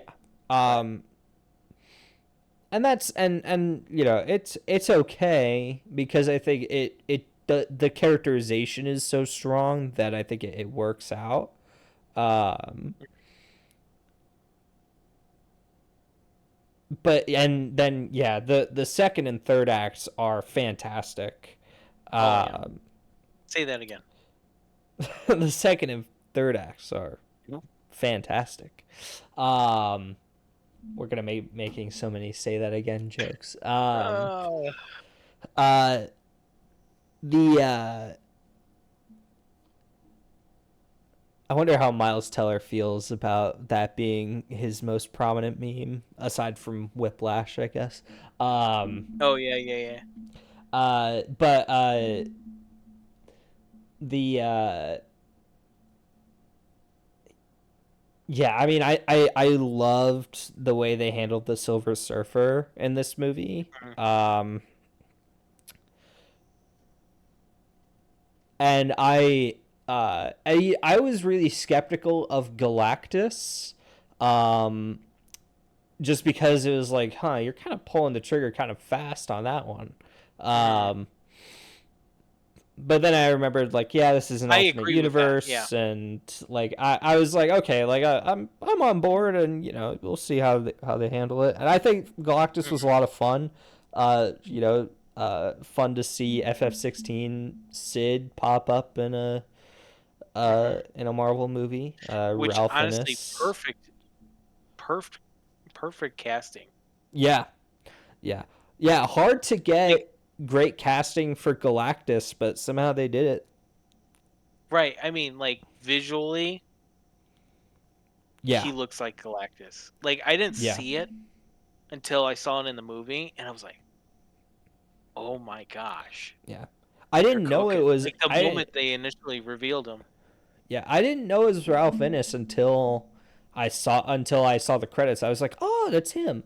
Oh, But did you? Oh. uh, I was like, I recognize that voice, but I can't put my finger on it. But yeah, I will say. So this was something that I took away from this movie that I thought I don't know if it was intentional or not, but Mhm. it was so interesting watching the Fantastic Four because they're in this very stylized version of Earth, right? Like this very Mhm. like the 50s and 60s never left, and the the vibes and the clothing and all that stuff is, it's Mhm. very like what if uh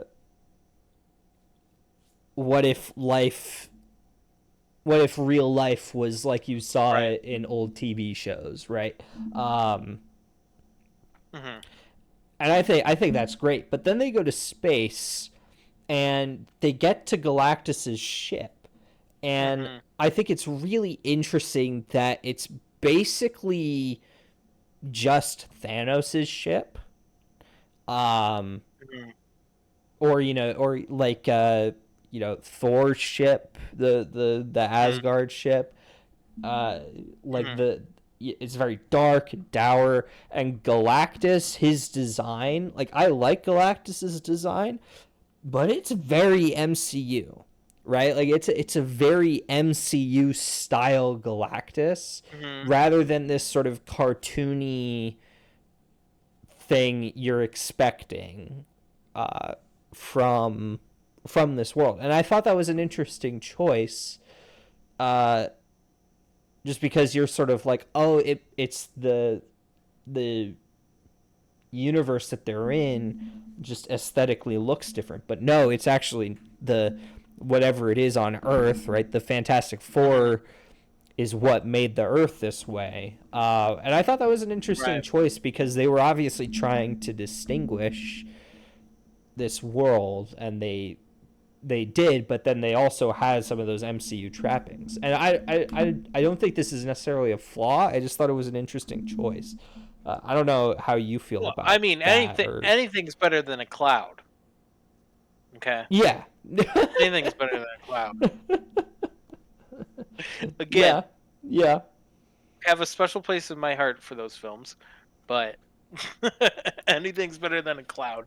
Um, I will say, but I actually really love the juxtaposition, like that the way that. I mean, just the way Galactus looked was just everything ever wanted Galactus to look like in live action. I think because I was hoping, like, I think I always was skeptical of if they were ever to do Galactus, he would look too cartoony. Um, and he didn't. I mean, he matches more of what the Celestials look like in the 616 Yeah. universe. You know, like it's it's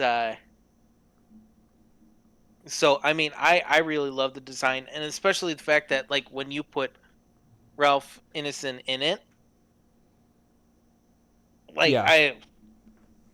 I like I said I didn't see it until I saw it and I was like, "Oh man, they didn't just cast him for the voice. They casted him for his appearance too, like as an actual actor." Like I was like, "Oh, whoa. I was not expecting that." You know? Yeah. And I I really I see this movie I felt like a child in. Like I felt like a child in Superman as well, but like this movie was like, oh man, this reminds me of my childhood. And I mean, the entire time I was just smiling, I was locked in. I mean, I loved this film. I loved it. Um and I loved it from the first act. Yes, is it montage heavy and it's trying to throw a lot of exposition at you, but also like you said, it does assume that you know the Fantastic Four. And I can definitely understand from even like just as a casual fan perspective how that would be a rough adjustment. But as for someone who really enjoyed the original X-Men, not X-Men movies, the original Fantastic Four movies, um, I didn't need anything else from what they already showed, if that makes sense. Yeah. Like that to me That makes was like, sense. okay, we got that out of the way. Let's move on to what you had envisioned. You know what I'm saying? Yeah. Um, and then like I said, I was skeptical of what they do with Galactus. Just even from what they did from Rise of the Silver Surfer. Um, if they would go down the same sequence of events, and clearly they do not. Um, you know, Rise of the Silver Surfer takes place primarily. It just takes place on Earth the entire time, whereas like, you know, they take the battle to Galactus, and it's like the whole black hole sequence was just amazing. Like that was awesome. Um, Yeah. I loved the inclusion of the storyline with Franklin, like Yeah, that especially was a with lot of fun. the implications of what he is in the comics. The way, I don't know if you've seen any of this, but the way it brought out power scalers to just Oh, absolutely crap on uh Wanda Maximoff and Jean Grey.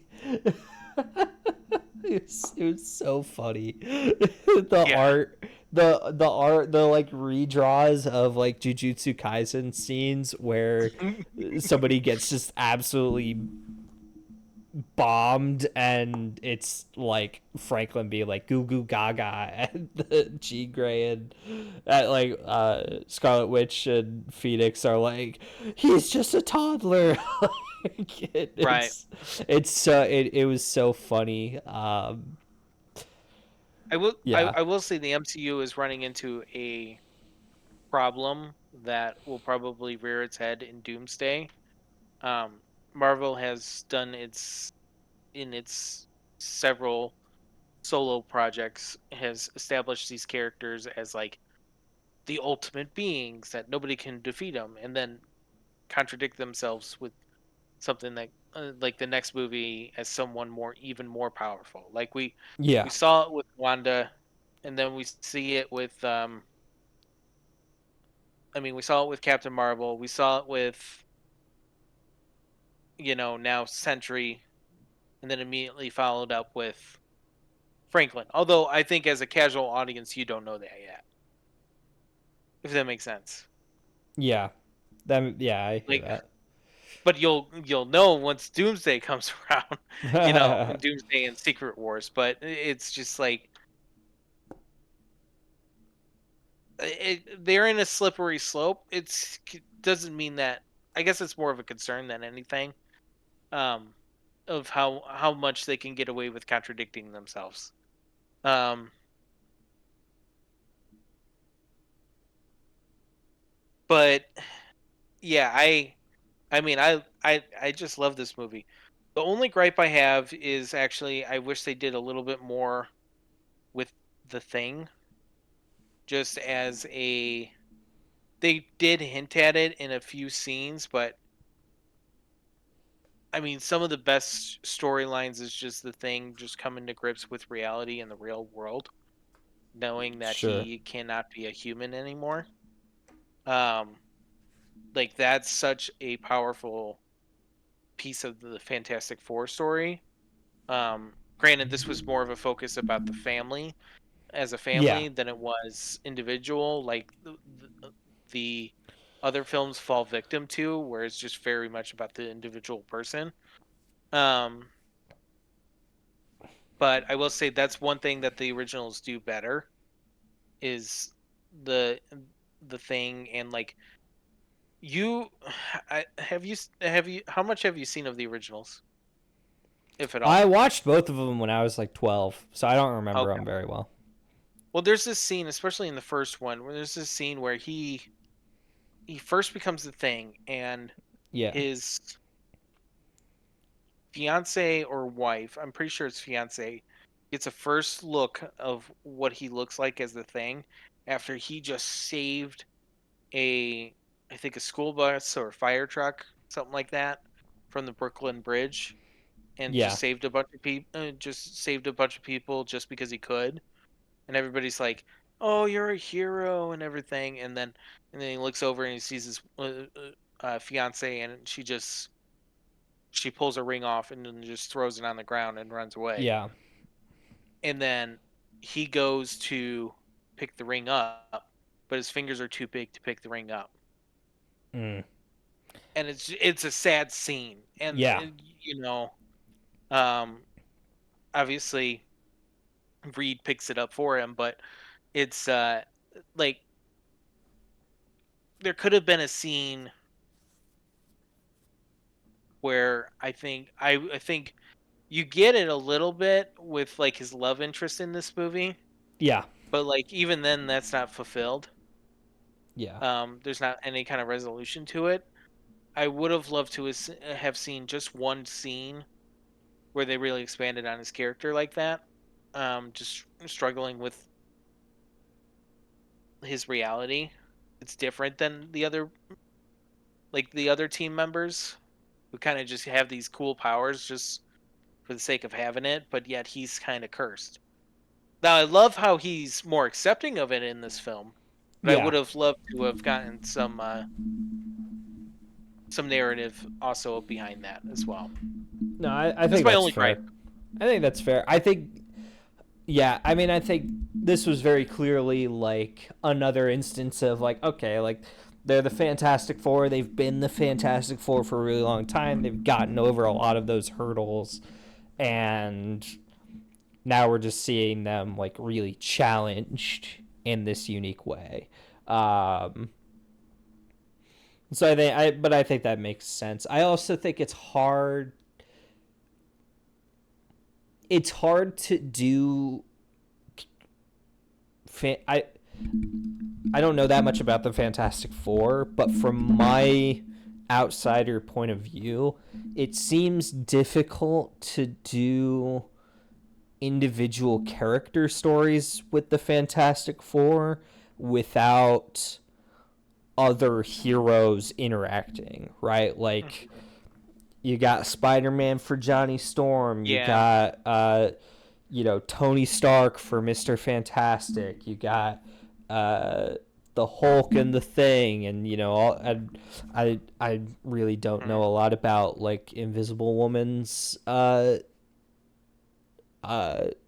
like her connections, but like the I think she's like teamed Namor. up with She-Hulk a lot. I could be wrong about that. Um, Or no but more. Sorry. oh yeah, no more, man. But yeah, I just think it's I think it's hard to do individual character stories with the Fantastic Four without having other elements, right? Like, because this movie doesn't have Doctor Doom in it, right? And Doctor Doom is, he's a Fantastic Four villain, but he's really a Reed Richards villain. Um, Well, he's also and he's also I mean, he's kind of essential part to the Fantastic Four in and of itself, right? Like he's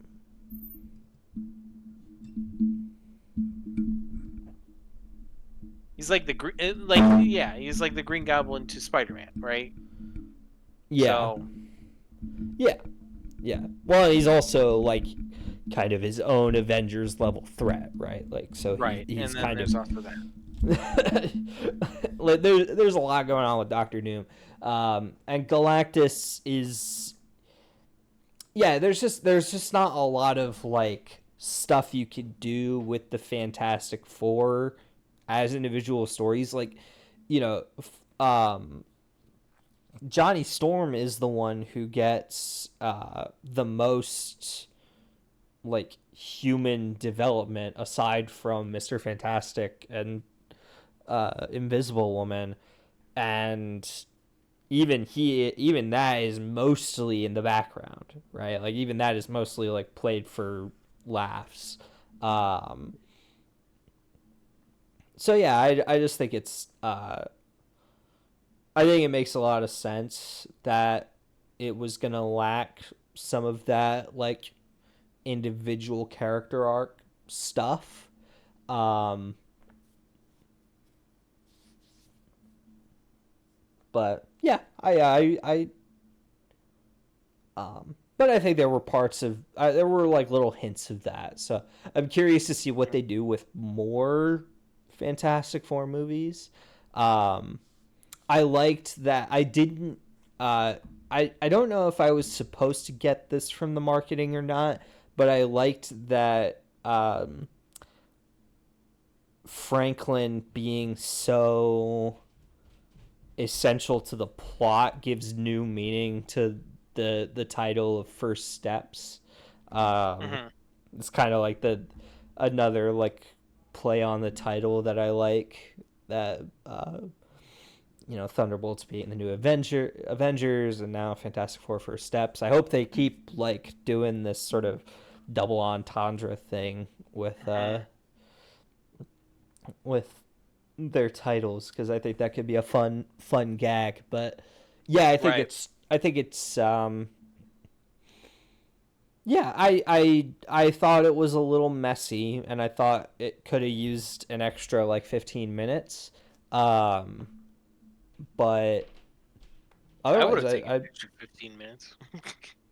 I I just uh, I I will never watch the Fantastic Four again. I will never watch any scenes from it. It's that boring. But if you add 15 minutes to this film, I'd be very happy about it. But valid. yeah. So, any other final thoughts that you might have? Um,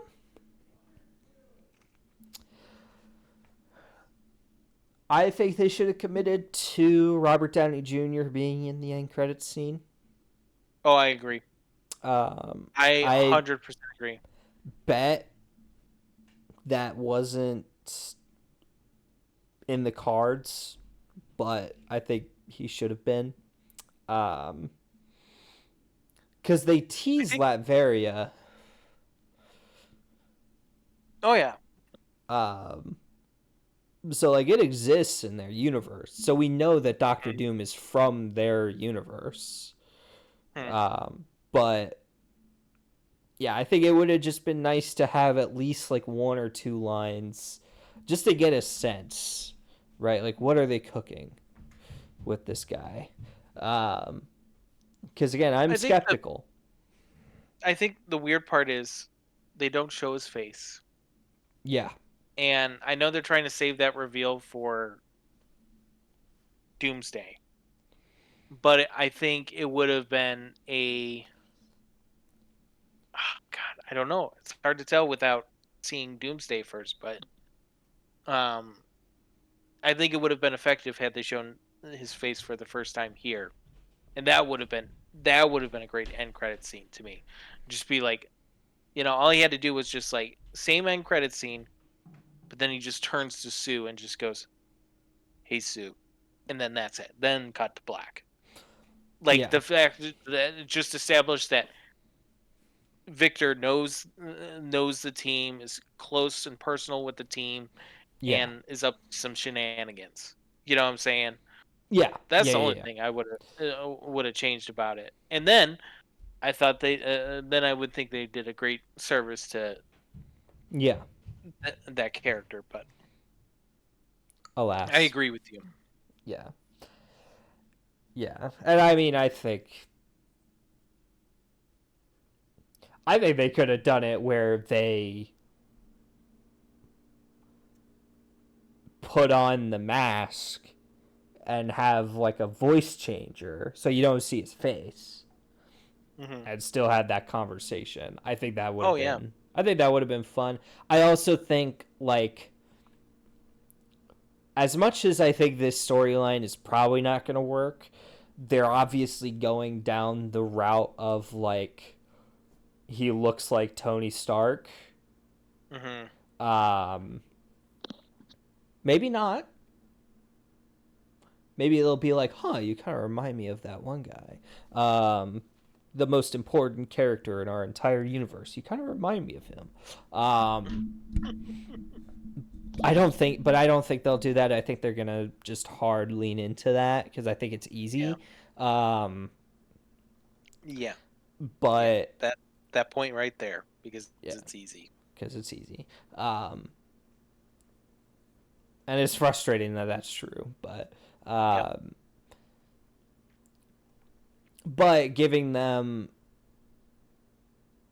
some history or just something just to hang on to would have been nice. Um, Hmm. but Right. Exactly. yeah, we don't live in that world, so So I yeah, mean, I guess well, kind of just talking into what's to come with Marvel. I think Doomsday is right around the corner. I mean, you even shared your skepticism on the project. I'm still skeptical too.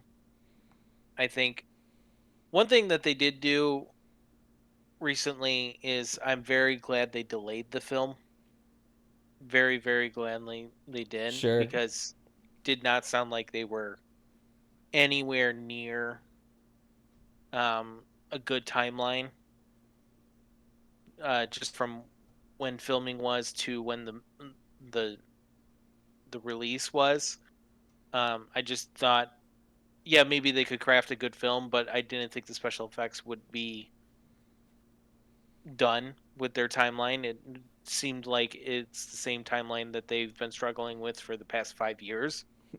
Um, Yeah, and I just didn't want that for an Avengers film. I mean, you look at all the Avengers films; they look CG is great, you know, aside from a few shaky moments. But like every film's going to have a shaky CG moment. But the like so I the fact that they delayed that gave them more time to really, I think, not only just to create the CG, but like give more time to the CG, but also do more things practically too. Allow time to have that type of growth with it. Um, it's interesting. Spider-Man has a similar timeline to what Doomsday had. Um, and it just makes me just a little bit skeptical of the next Spider-Man movie. But at the same time, it's not an Avengers movie. They don't have so many characters to deal with. Yeah, that Um, that I will say that like teaser that they did with just this like giant row of cast chairs, yeah, that didn't make me excited. no, I no, was like, I'm sorry, what? Like, it's just like this movie is what feels like is what people were worried Infinity War was going to be.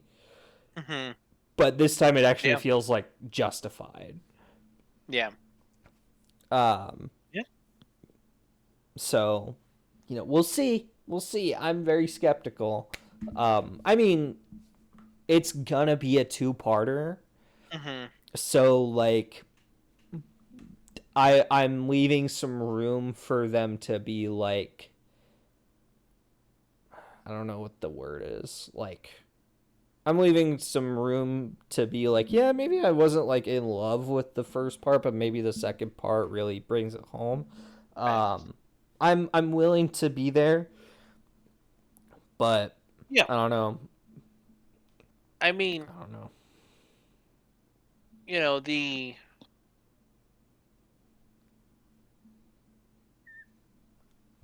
I think this year is really because now we can kind of wrap up the year. Yeah. We're not getting anything else. I think this year is a good indicator of what these films have the potential to be. Yeah.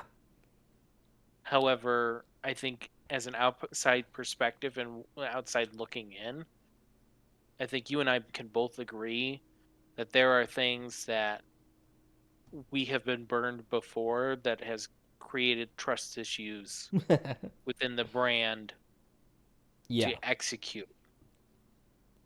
Um, which I think none of us had any concerns with Infinity War. Yeah. Yeah, Infinity War, it wasn't a like it was one of those things where it was more a concern of like, is it even possible, hmm rather than like, because like, we all knew that Thanos was gonna be where it was headed, hmm but the the scope of Infinity War just felt so, again, it just felt so impossible. um hmm at least impossible to actually be a decent movie, right? And then it Right. turns out just so spectacularly. Um, Yeah. and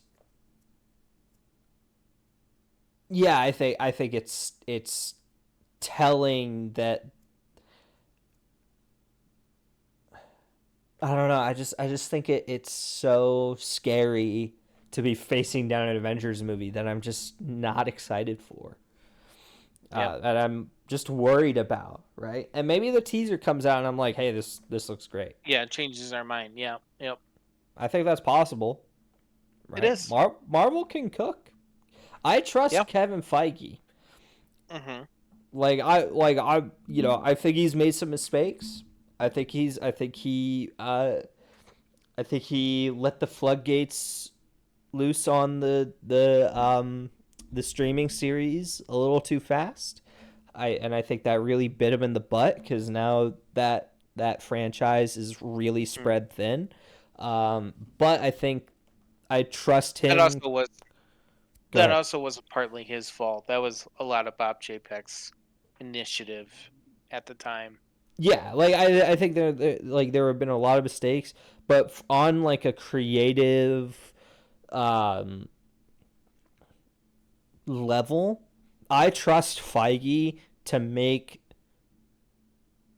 the right calls about the narrative, right?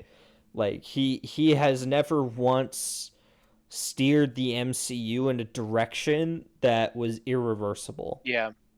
That was like that like you can't come back from this. Um, Yeah. so I just say I think so. I trust Feige. I do not trust Disney. um, Yeah.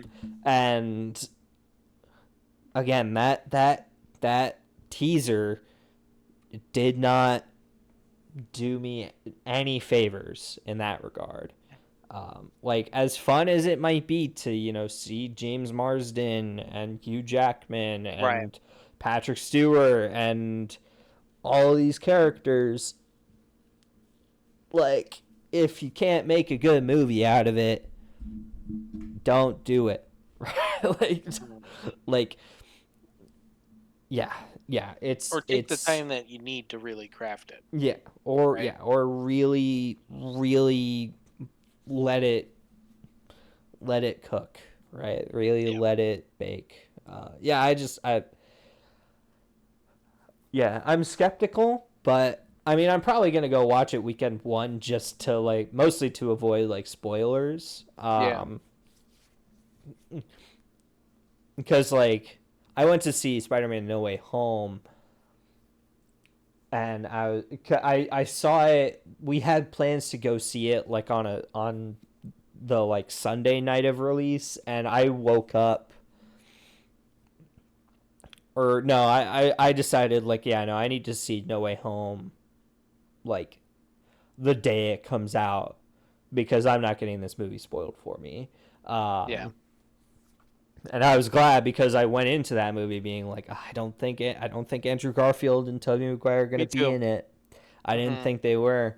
And I was pleasantly surprised, very pleasantly surprised. But yeah, I just think it's so we'll see. But yeah, Yeah. Okay. so yeah, Well, I think that concludes our episode for today. yeah, Um, yeah, yeah, I mean, a little bit of an unorthodox yeah, episode, but I think this was a long time coming, and I'm yeah, very happy that we got to do it. Um, yeah. No, me too. we'll And definitely be back to our. Oh, go ahead. I just want to say I'm happy that like we have this stuff to talk about because I think it when we started this show, Hmm. at least I felt I was definitely not in a place where I would have been like, yeah, I want to talk about Marvel and I want to talk about Hmm. DC and Star Wars. And Frank, I still don't want to talk about Star Wars, but uh but like I think that was part of what went into us. And I can't speak for you just because like Hmm. I can't get in your head, but I think for me at least it was part of what motivated me to be like yeah let's keep it focused on video games, and that's still gonna be the primary focus. Oh yeah, um, absolutely. but I think it's good to have been able to for both of us to be like yeah we kind of want to do a Marvel DC show because Yeah. it's because we have stuff to say, right? I think before we wouldn't have had much to say because like Right. I didn't watch She-Hulk. uh Right. I'm trying to remember all the Marvel movies that I have or have not seen, right? Like the Well, it puts less pressure on that too. Like we yeah, just got to talk off the cuff of what we have watched, and you know, or even within a certain timeline to watch it because like I didn't watch Ironheart until last week. You know what I'm saying? Like yeah, it it it, it I think an occasional, even if it's not like me, we could be talking about Christopher Nolan's The Odyssey next year. You know what I'm saying? But yeah, like just a small divert away from our normal programming, I think is healthy. And yeah, I mean, we're going to be back to our regularly scheduled programming next next episode. Um, we got Yeah. a couple ideas for it that we got cooking, and then Yeah. of course we'll have some news. Gamescom is probably either has happened or will be happening by the time we're recording next. Um, so yeah, Yeah. I mean Yeah. we'll have a few things to talk about with that. So Yeah. Yeah. Um, um, yeah, I think I'll have at least two games to talk about uh by the time we get to the next episode. Just Caesar. I probably won't. I am thinking of I might be doing a new segment next time. Ooh. I haven't decided about it. Um, but as far as stuff that I'm working on, I don't think any of them are going to be complete by the time we record next. I'm hoping, Okay. No, that's but all right. Yeah. I will tease. I will be talking about Donkey Kong. yes, I'm very interested to hear your thoughts, Uh considering this year. I'll yeah. just leave it at that. And I will tease there will be some hot takes Oh, I bet. on I Donkey bet. Kong. So, uh I'm looking forward to that because I'm yeah. very curious. Yeah. Um so yeah, that's kind of the other game I have is much less exciting, but also like I don't know how to describe it. We'll get there when we get there. Um, but yeah, yeah, I'm looking forward to our next show. Um, and yeah, I mean we're kind of in the back half of the year, so releases are gonna start happening a lot quicker. Yeah, Um, we'll get that like September, late August news rush, but it'll be definitely from here on out probably more games yeah, transitioned. yeah, more So, more more games than news.